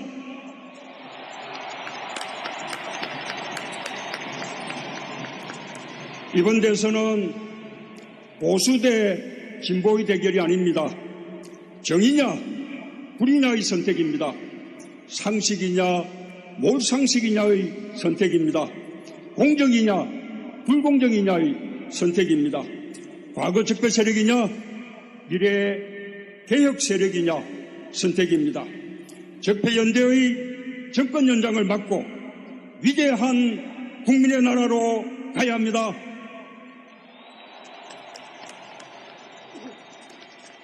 제가 정치를 결심한 목표도 바로 그것입니다. 대한민국 주류를 바꾸고 싶었습니다. 이제 정치의 주류는 국민이어야 합니다. 권력의 주류는 시민이어야 합니다. 그래서 국민이 대통령입니다. 대한민국은 헌법 제1조의 정신으로 가야 합니다.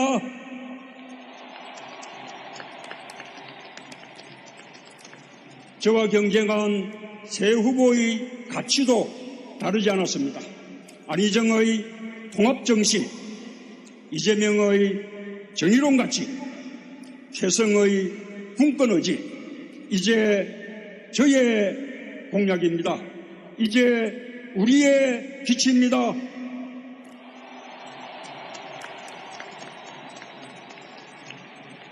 존경하는 국민 여러분, 당연 대의원 동지 여러분, 이번에 우리 당은 역사상 가장 아름다운 경선을 했습니다. 저는 자부합니다. 이것이 바로 민주주의입니다.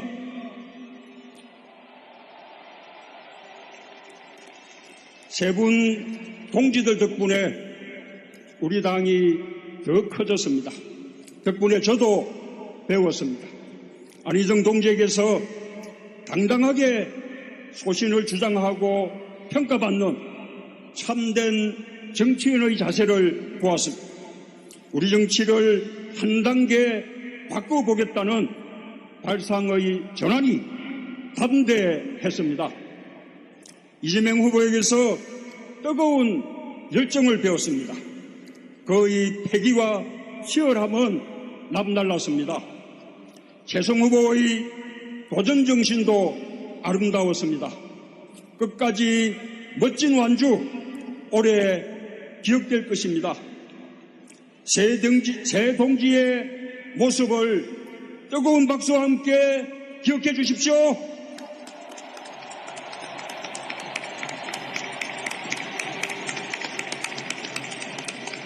새 동지와 경쟁할 수 있었던 것은 저에게 커다란 행운이었습니다.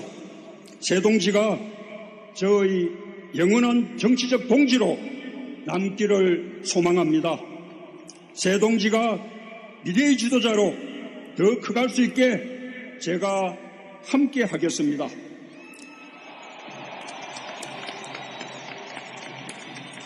민주당 정부가 다음 또 다음을 책임지고 이어나갈 수 있도록 제가 반드시 정권교체의 문을 열겠습니다.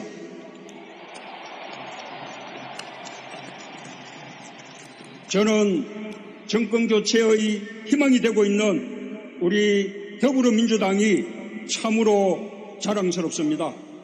특히 무려 214만 명이 넘는 국민들의 경선 참여로 정권교체 희망이 더욱 단단해졌습니다. 5월 9일 반드시 승리해서 보답하겠습니다.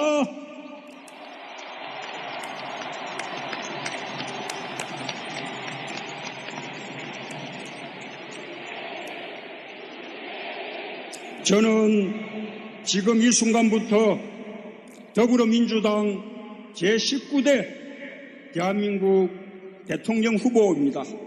국민의 열망과 당의 열망을 모두 끌어안고 제가 해야 할 모든 노력과 책임을 다하겠습니다. 저는 오늘 민주당 대통령 후보로서 우리 당의 모든 국회의원들, 모든 당원 동지들에게 요청드립니다. 모두 함께해 주십시오.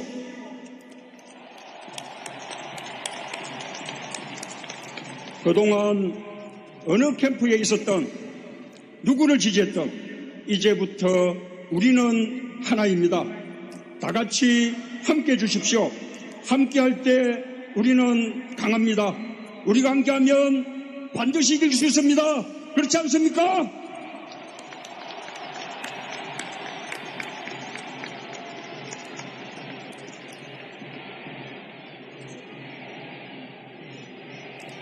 저는 오늘 민주당 대통령 후보로서 국민들께 세 가지를 약속드립니다. 첫째, 경제와 안보, 무너진 두 기둥을 기필코 바로 세우겠습니다. 피폐해진 인생을 보듬고 추락하는 경제를 살리고 구멍난 안보를 세우는 일에 혼신의 노력을 다하겠습니다. 이것이 진짜 경제다. 이것이 진짜 안보다. 피부로 느끼고 눈에 보이게 성과를 보여드릴 것입니다. 이미 그럴 준비가 되어 있습니다.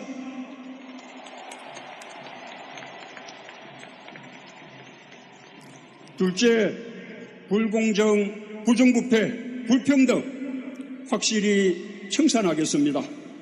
국민을 좌절시킨 모든 적폐 완전히 청산하겠습니다. 누구를 배제하고 배척하자는 것이 아닙니다. 모두에게 공정하고 정의로운 나라로 가자는 것입니다. 불공정한 시스템을 공정한 시스템으로 바꾸자는 것입니다. 모든 적폐는 적법 절차에 따라 청산될 것입니다. 이미 그럴 준비가 되어 있습니다.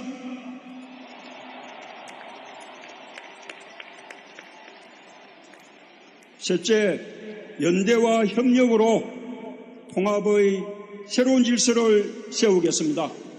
국민은 상식과 정의로 통합되길 갈망합니다. 과거가 아니라 미래로 마음이 모아지길 희망합니다. 국민의 요구는 간명합니다. 정상적인 나라를 만들자는 것입니다.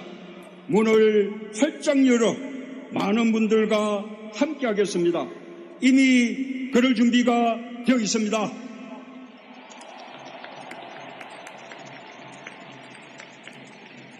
국민 여러분, 당원 대의원 동지 여러분, 새로운 대한민국은 국민 모두의 나라가 되어야 합니다. 서로의 아픔에 공감하는 사람들, 상식과 정의 앞에 손을 내미는 사람들, 이런 국민들이 주역이고 주류가 되는 나라가 되어야 합니다. 저는 모든 국민의 대통령이 되겠습니다.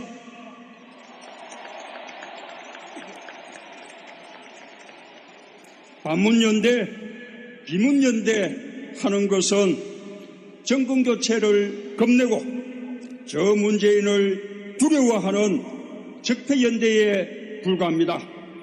저는 적폐 세력들의 어떤 연대도 두렵지 않습니다.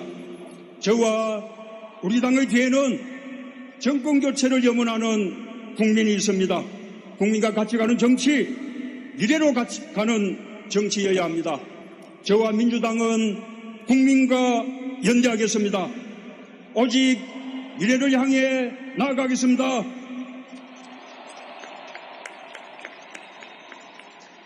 우리는 할 수 있습니다. 세계 민주주의 역사를 다시 쓴 위대한 국민들입니다. 국민들은 준비되어 있고 저도 준비되어 있습니다. 영남, 호남, 충청, 전국에서 고르게 지지받는 지역통합 대통령이 되겠습니다. 청년과 중년, 노년층에서 고르게 지지받는 세대통합 대통령이 되겠습니다. 보수 진보를 뛰어넘는 국민통합 대통령이 되겠습니다. 일자리를 반드시 해결해서 일자리 대통령이 되겠습니다. 깨끗해서 자랑스러운 대통령, 공정해서 믿음직한 대통령, 따뜻해서 친구 같은 대통령이 되겠습니다.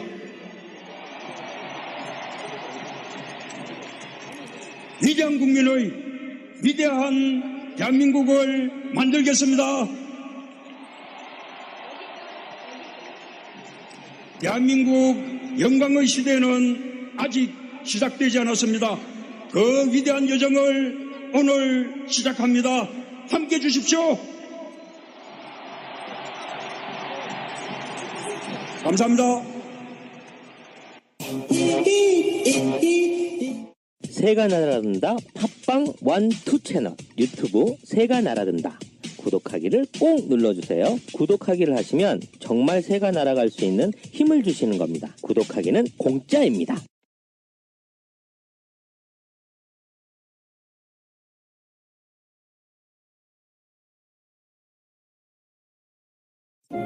이것은 또 다른 시작을 위한 노무현의 이야기다. 참여정부 대변인 윤태영, 8년 만에 밝히는 그날의 비밀. 고 노무현 대통령의 희망과 절망, 삶과 죽음을 다룬 최초의 소설. 오래된 생각. 기적 같은 당선부터 운명의 마지막 선택까지. 그곳에서는 무슨 일이 있었던 것일까? 2017년 우리들의 잃어버린 웃음과 감동을 돌려줄 희망의 변주곡. 윤태영 장편 소설 오래된 생각. 좋은 책을 만들기 위해 바보처럼 가겠습니다. 위즈덤 하우스. 트위터가 진짜 언론입니다. 예, 이 시대의 참 애언인. 사실 적중률 100%예요. 본인이 트위터 같은 데서 말 안 하고 있으면 몰랐을 그 적중률이 거의 사실상 100%인 마포 정도령. 네, 정도령. 정청래 의원님 나오셨습니다. 어서 오십시오. 여러분 안녕하십니까. 이 시대 참 역술인 정청래입니다. 역술인. 하지만 진지한 모습은 새나라에서만 볼 수 있습니다. 지금도 웃음기 싹 빼고 진지하게 한번 이야기 한번 해보시죠. 일단 제 명함 나왔는데요. 명함을 직책 맡으셨구나 이제. 새로 명함 만들. 맡았어요. 게 아니잖아요. 그냥 어떤 식으로든 보는 걸 얘기하면 한 4-5권은 되죠. 근데 문재인 후보는 보통은 10권 정도 읽었는데 최근에 바빠서 2-3권 정도 읽는다. 많이 읽는 거예요. 근데 이런 경우에는 보면 이동 중에 많이 읽을 거예요. 차 안에서. 그렇겠네요. 네, 보통 그런 식으로. 책을 많이 읽으면 사유의 깊이가 깊어진다는. 최근에 읽은 책 이거 중요합니다. 왜냐하면 이거는 정치적으로 많이 쓰이잖아요. 그렇죠. 대선 후보 말고도 대통령도 뭐 휴가 갈 때 무슨 책 갖고 간다 이런 거. 갑자기 베스트셀러가 되기도 하고 따라 그렇잖아요. 읽어야겠네. 최근에 읽은 책이 뭐라고요? 어떻게 돌파할 것인가? 저성장 시대 기적의 생존 전략. 야, 이런 책이라는데요. 굉장히 공약적인 그런 내용 아닐까요? 그러네요. 나 안 읽어봐서 뭐 어떤 종류 읽어봐야겠어요. 아마 이 책이 베스트셀러에 올라갈 것 같습니다. 네. 발표되는 순간 어떻게 돌파할 것인가? 저성장 시대 기적의 생존 전략이 마치 이거는 그 선대인 소장하고 얼마 전에 인터뷰했던 거랑 좀 비슷한 얘기가 나올 것 같기도 해요. 자, 다음에 좋아하는 노래는 꿈꾸는 백마강이라는데 갑자기 이 얘기를 들으니까 나도 꽤나 옛날 노래 아는데 잘 음률이 기억이 안 나네. 꿈꾸는 백마강이 뭐지? 자, 음악 듣겠습니다. 백마강 달밤에 물새가 울어. 아, 그거 맞아요? 잃어버린 옛날이. 그만 여기까지. 자, 문재인 후보를 꼭 만나십시오. 황진민 저는 권유해드립니다. 제가 어떻게든지 한번 나중에 이제 전직이 되고 나면 한번 꼭 자리 마련해드리겠습니다. 왜 뭐 하려고? 그거 나중에 회사 준다고. 딱 맞는 것 같아. 문재인 후보는 아마 황진민님을 굉장히 반갑게 맞이할 겁니다. 왜? 그거 나중에 얘기하자.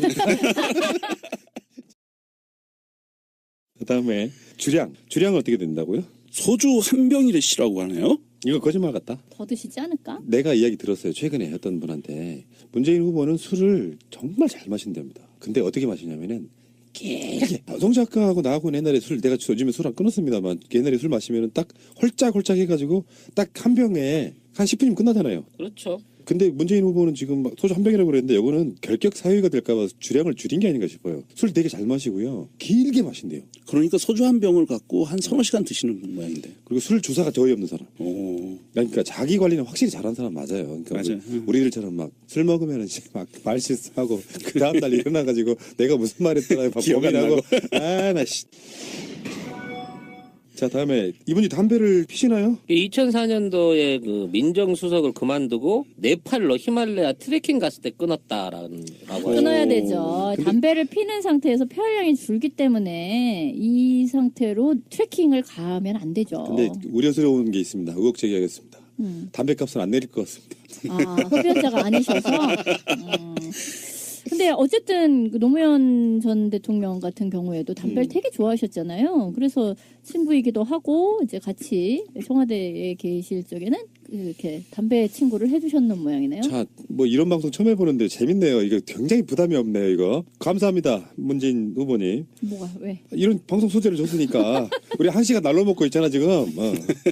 예전에 문재인 후보님이 노무현 대통령 들어가시고 일주기가 됐을 때 생각나서 한 잔 이렇게 트윗에 올리신 적이 있어요. 3잔을 드시면서 이래서 한 잔, 저래서 한 잔, 저래서 한 잔 이렇게 굉장히 감동적이었거든요 그때. 자, 다음에 습관 한번 보겠습니다. 습관이 됩니다. 어떤 자료든 구석구석 읽어보고 토시까지 내 스타일로 고쳐야 된다. 변호사 시절 변론서를 작성하던 버릇 때문인데 각종 자료를 꼼꼼히 챙긴다. 이분은 그런 면에서 굉장히 디테일이 강할 것 같긴 해요. 순실이가 필요 없네요. 그러게. 예. 대충 할 것 같지는 않아요. 자, 가겠습니다. 이런 질문을 왜 하는지 모르겠다. 악질이다, 야, 젊은. 자신의 외모에 점수를 준다면? 이런 걸 왜 물어보는 거야?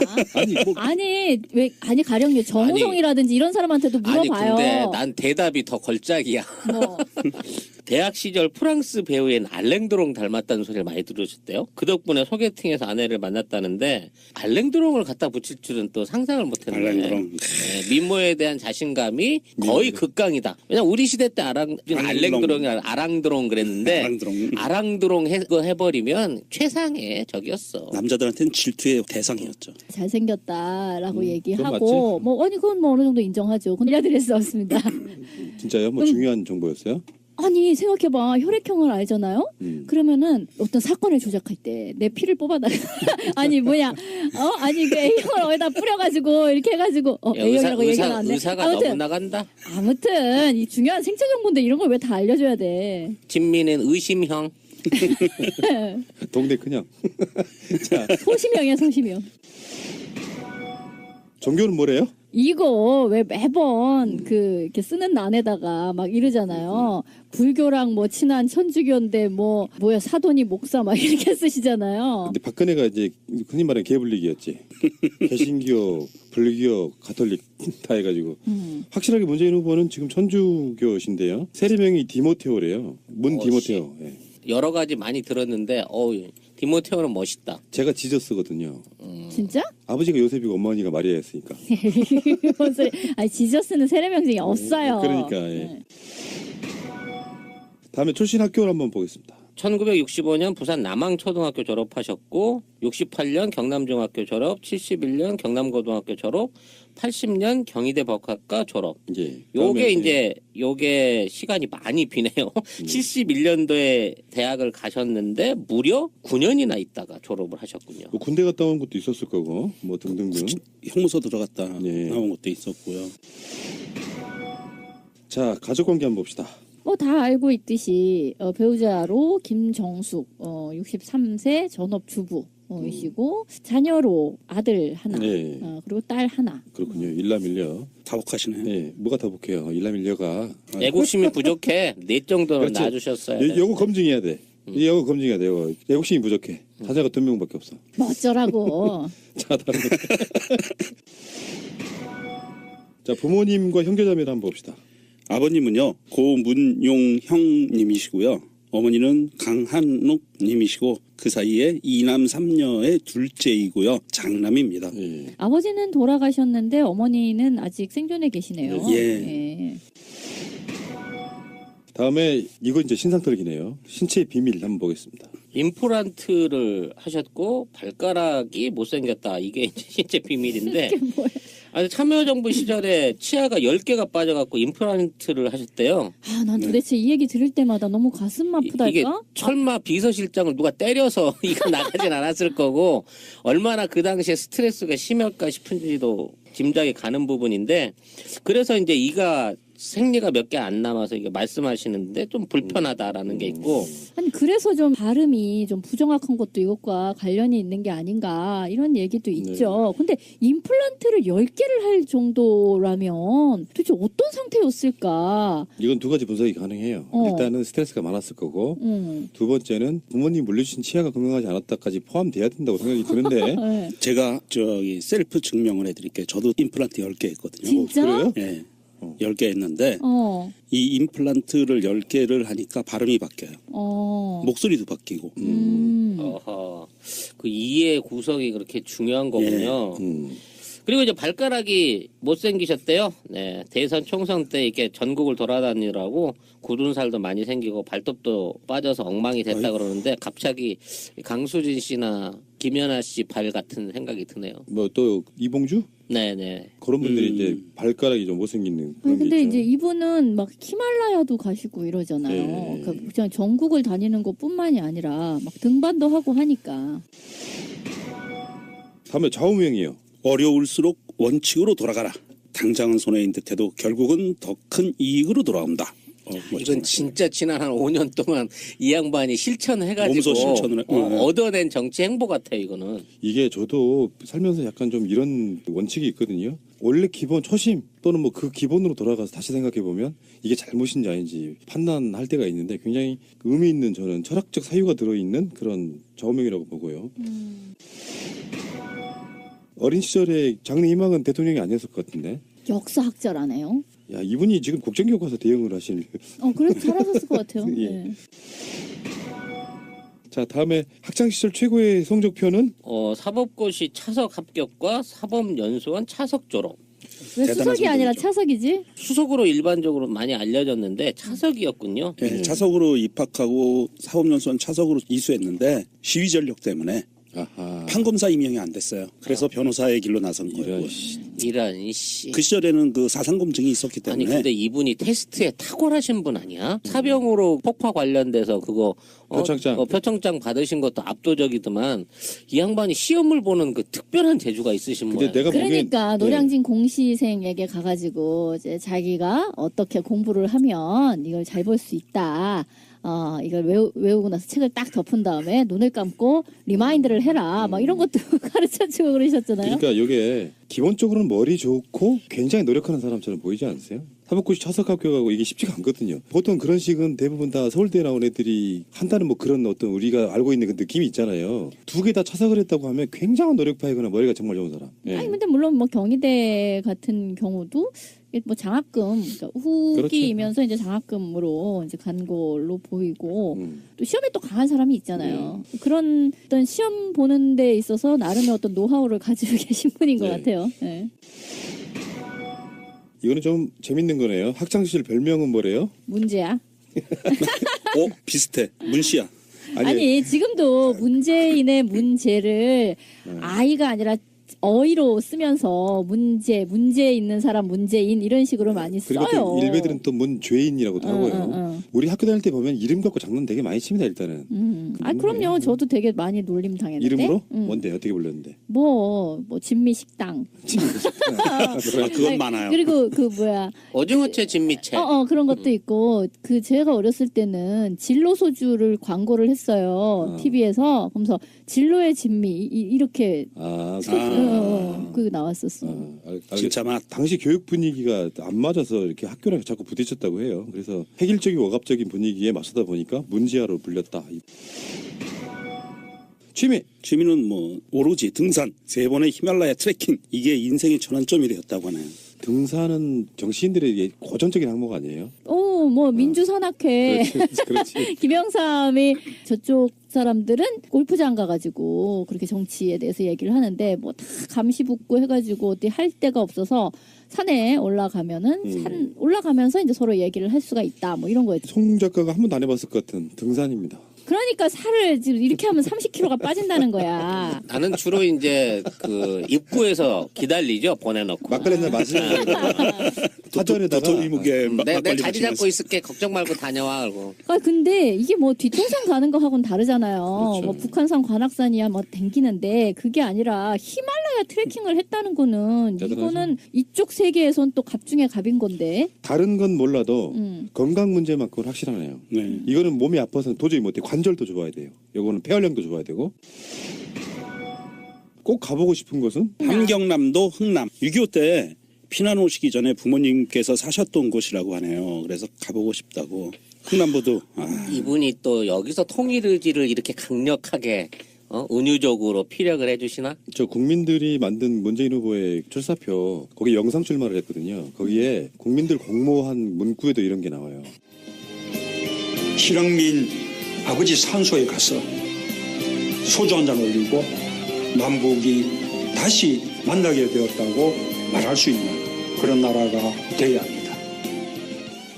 그 노래가 있잖아요. 강산해가 부른 라구요. 두만강 푸른 물에 노젓는 뱃사공을 알지는 나중에 음악으로 넣어드리겠습니다. 그런 노래가 있잖아요. 그거나 마찬가지죠. 나는 가본 적도 없지만 부모님이 고향 생각나실 때는 소주가 필요하다 이제 그런 식으로 들었다는 거잖아요. 그래서 꼭 가보고 싶다. 그 다음에 내 인생의 멘토는 아버지라고 하셨는데 뭐 어떤 뭐 유명 정치인이나 이름 있는 사람을 내세우는 것보다 훨씬 공감이 많이 갑니다. 제 입장에서는. 왜 갑자기 해? 자기 셀프 디스를 하세요. 아니, 디스가 아니라 아버지를 존중할 수 있는 사람은 그만큼 부모한테서 많은 영향을 받았고 또 그 부분에 대한 어떤 그 의무감과 책임감을 가지고요. 가족에 대한 사랑이 그만큼 기쁜 사람이라는 제 거죠. 경우를 이야기해보자 그러면 저는 아버지를 싫어하진 않았는데 아버지가 상당히 좀 집안 내에서는 악인 느낌이었어요. 지금 생각해보면은 어머니랑 부딪힐 때 저 같은 경우는 멘토를 따지면 어머니라고 얘기하거든요. 여성의 몸으로 이렇게 강인하게 가정을 이렇게 세웠던 자식들 막 다 대학 보내고 말할 수 없는 어떤 의지를 보이신 분인데 분명히 여기도 어떤 스토리가 있을 거예요. 이렇게 자기가 아버지라고 그럴 정도면은 아버지가 굉장히 좋은 분이셨다 이렇게 생각이 들고요.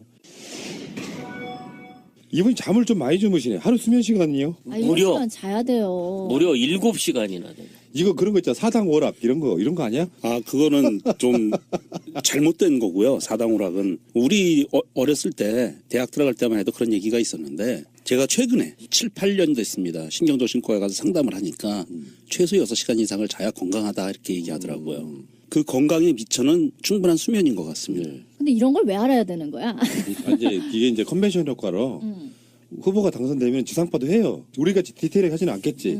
문재인 후보에 대해서 방송을 이렇게 나간 적이 한 번도 없어요. 이렇게 디테일하게는 한 번도 없어. 어떤 방송에서도 처음이야 이거. 이 정도면 스토킹이지 거의. 그렇지. 좋아하는 음식과 싫어하는 음식입니다. 우리도 이런 방송 해본 적이 한 번도 없어요. 정권 교체 의지가 강렬한 상태에서 후보의 낱낱이를 알고 있어야 방어를 하건 뭘 할 거냐요. 방어? 그러니까 누가 뭐라 그러면 회와 해산물을 좋아한다는 게 이게 방어 얘기가 되는 방어가 거야? 되지. 아까 왜? 그 의사 생체 정보랑 똑같은 거야. 아 그런 거요? 문재인 후보가 어디를 갔는데 회를 좋아하고 물론 부산 출신이니까 좀 그런 것도 있겠지만 이상한 해코지 할 수도 있는 거예요. 그러니까 우리들 입장에서 그냥 다 오픈해. 회를 원래 좋아하신다 이렇게. 회와 해산물을 좋아하고 특별히 가리는 음식은 없다. 나도 회 좋아해. 자, 없어 못 먹어. 잠깐만. 똑같은 질문을 여러분들께 하면 어떻게 답하시겠습니까? 간결하게 딱 이 정도 문장으로 한번 답해보세요. 나도 회와 해산물을 좋아하고 가리는 건 없어요. 그래요? 알겠습니다. 네. 예. 문재인 후보랑 식사 한번 하셔야 되겠어요. 좋지. 아니 근데 이게 가리는 음식이 없다 이 얘기를 안 하면요. 문재인은 육고기 정육업체를 비하하고 그쪽 산업에 대해서 탄압한다라는 얘기가 나올 수 있기 때문에 맞네요. 꼭 해줘야 되는 거예요. 맞네요. 예. 네. 특별히 가리는 음식이 없다는 그게 사실이 아닐 가능성이 높아. 이게 정치적인 수사일 가능성이 높은 거야. 그러네요. 그렇게 따지면 이렇게 해야 돼. 회와 해산물을 좋아하고 그렇지만 육고기도 좋아한다 이렇게.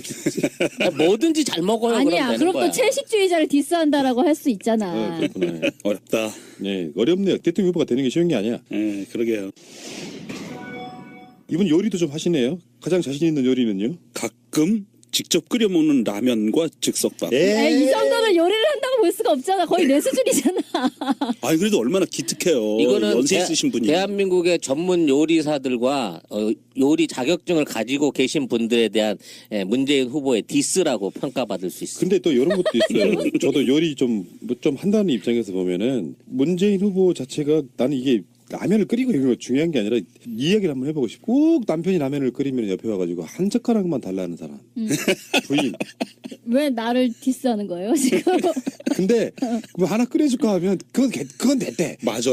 이상해. 그거 왜 그러는지. 왜 나를 직접 지금 디스를 하려는 건데? 아니 보편적으로 이렇다고. 그러니까 분명히 김정숙 여사님도 분명히 한 젓가락. 그러니까 한 젓가락 당신 것까지 끓여줄게. 아 그건 됐고 한 젓가락 그리고 밥 먹어. 그럼 덜 받아 또. 저는 그런 데서는 자유롭습니다. 제가 라면을 물에 살짝 튀겨 먹거든요. 왜요? 아니 이게 거의 안 익었을 때. 거의 안 익었을 때 반은 꼬들꼬들 씹힐 때 이걸 불을 꺼서 먹기 시작하기 때문에 생밀가루 냄새가 나는 지경. 그런 거를 주로 먹기 때문에 아무도 제가 끓인 라면은 안 뺏어 먹습니다. 아니 근데 진짜 기껏 라면 끓이고 즉석밥은 뭘 한다 개념이 아니잖아요. 그냥 전자레인지 돌린다 개념이잖아. 야 진짜 요리 안 하시는구나. 근데요 좀 반대로 이런 문재인 후보가 나는 요리도 잘해야 하면 재수 없어요. 혀에 도움이 안 될 것 같아 내가 보기엔. 거짓말일 가능성이 네. 높아지는 거지. 자 그다음에 한 달 덕서량 이거 중요합니다. 일단 여러분들께 한번 여쭤볼게요. 덕서량이 얼마나 되세요 한 달에 건수로만? 저는 0.3권. 0.3권. 그다음에 우리 송 작가님. 아 이게 책이라고 솔직히 말해요 빨리. 아니 근데 저는 정법으로 된 책은 거의 안 읽고요. 만화책은 굉장히 많아요. 다음에 우리 왕진민이. 근데 책을 만화책 무시하나 아니, 지금? 앞에서부터 끝까지 다 읽는 걸 얘기하는 더불어민주당 19대 대통령 후보에 문재인 후보가 확정됐습니다. 누적 득표율이 57%고요. 2위는 안희정 후보 21.5%, 3위는 이재명 후보 21.2%, 0.3%는 대단하네요. 2위, 3위가 굉장히 박빙의 결과였습니다. 예. 이로써 문재인 후보가 누적 득표율이 57% 과반을 넘어섬으로 해서 결선 투표는 없어졌고요. 예. 오늘 날짜로 더불어민주당 공식 당 후보가 됐습니다. 예, 그러네요. 수도권 강원도와 제주도 포함한 수도권에서 문재인 후보는 60%를 득표를 했는데요. 그 다음에 특이할 만한 것은 2위와 3위 싸움에서 안희정 충남지사가 0.3% 차이가 나긴 했지만 이재명 성남시장이 수도권 강원 제주의 득표율이 25%나 차지하는, 그래서 확실히 수도권에서는 굉장히 선전을 했습니다. 예, 수도권에서는 선전해서, 그런데 이제 호남하고 충청 지역, 예. 영남 지역에서 워낙 차이가 벌어진 게 퍼센트 차가 크기 때문에 역전까지는 힘들었고 거의 근소한 차이로 3위를 했습니다. 영남에서는 꽤 잘 나온 것 같고요. 호남하고 충청권에서 좀 차이가 많이 났죠. 차이가 났던 뭐 그런 측면이 있고, 어찌됐건 문재인 후보의 대선 후보 확정 축하드리고요. 자, 이제 우리도 이제 본격적인 대선 체제로 들어가야 되는데 앞으로 게시판 관리 좀 하겠습니다. 우리 후보에게 흠집 내는 그런 댓글들은 모조리 제가 블라인드를 한번 쳐드리도록 하겠습니다. 앞으로는 우리 후보에 대한 흠집 내기는 방지를 해드린다는 말씀을 꼭 드리고요. 청취자분들도 양해해 주시기 바랍니다. 이렇게 해서 문재인 후보가 결선 없이 후보로 확정이 됐습니다. 예, 축하드립니다. 일단 축하드립니다. 예. 뭐 대세론에 대해서는 뭐 전혀 이의가 없었네요. 예. 굳히기가 잘 된 거죠. 예. 뭐 여러 가지 이제 뭐 요즘에 그 다른 대선 주자들은 뭐 하다못해 후보 수락연설에서도 문재인 까기에 바쁘더라고요. 후보 수락연설에 자기 비전을 담지 않고 문재인 후보는 이래서 안 돼? 라고 이야기하는 건데. 그래서 내가 해야 돼? 이렇게. 야, 근데 오늘 그 행사 장소가요, 고척돔이었어요. 야구장. 예. 실내 야구장. 실내 야구장을 하니까 무슨 우리가 생각하는 거 조그만 게 아니고 직접 가보신 분들은 아는데요. 어마어마하게 커요. 방송 중간에 좋아요를 눌러주시면 새날팀들에게 큰 힘이 됩니다. 미리 감사합니다. 자, 당선자 문재인에 대해서 우리가 좀 이제 자세히 알아볼 필요가 있을 것 같습니다. 자, 문재인 후보에 대한 정보가 지금 문재인 캠프에서 지금 도착된 게 있어가지고 그거 한번 설명해 드리겠습니다. 자, 이름은요? 문재인, 돌아가신 아버지가 지어주셨다. 예. 자, 생년월일과 띠는요? 네, 53년생이고요. 용띠입니다. 용띠. 54년 1월 14일인데 음력으로 따지니까 52년 11월생이 돼갖고 빠른 54년생이네. 띠가 앞으로 확 당겨지네요. 네. 용띠가 뱀띠보단 뽀대가 좀 낫지. 상관없나? 저 뱀띠인데. 대통령을 보통 용이라고 표현하잖아요. 아, 그러네. 이분이 태생적으로 대통령이 될 나름대로 그 운명적인 게 있네. 그렇게 말해. 뭐야, 박근혜도 용띠 아니었어? 이러한 용도 여러 찔인 거야. 예. 자, 태어난 곳은요? 경남 거제네요. 근데 예. 이분의 이제 부모님이 북에서 그 피난 배를 타고 내려오셨다는 이제 그래서 거제에 내려오셨다는 거잖아요. 왜 네. 예전에 영화 국제시장에서 뭐 보여줬던 것처럼 그렇게 해서 내려오신 분들이라고 하죠. 그러면은 이분의 신상 한번 제대로 한번 들어봅시다. 나 이런 거 중요해. 키, 몸무게, 신발 사이즈. 키는 172cm, 예. 몸무게는 67kg, 신발 사이즈는 260mm. 이거 뭐 개인 생체 정보 아니야? 이거 왜 아니, 우리가 알아야 되는 거야? 아니 근데 네. 키는 저보다도 훨씬 크시고 예. 몸무게는 저보다 훨씬 더 덜 나가시는데 좀 말랐잖아. 네, 신발 사이즈는 저하고 똑같아요. 신발 한 킬로 주세요. 아니 뭐 신발을 좀 크게 신으시는 분인가 보지. 왜 터덜터덜 하면서 좀 크게 신는 사람도 있잖아요. 근데 키가 172보다는 훨씬 큰 줄 알았는데. 아니 260이 신발이 큰 거 아니에요. 보통 사이즈죠, 남자한테. 보통 사이즈. 아, 저는 자괴감이 듭니다. 왜요? 키는 같은데 30kg가 더 나가네요. 어린애 하나를 업고 다니는군요, 제가. 곰 한 마리가 어깨에 있어. 자, 혈액형은요? 이거 중요해요. 왜 이게 중요해? 나랑 똑같거든요. 저도 무슨 똑같아요. 소리야? 뭐 수혈해 드릴 일 있어요? B형. 보통 이제 B형 남자들에 대한 뭐 나쁜 정보들이 많잖아요. 근데 B형 정말 장점 많아. 그래서 저는 B형. 지금 여러분들 혈액형 어떻게 돼요? 저도 B형. 전 A형. 아니 이게 생체 정보이기 때문에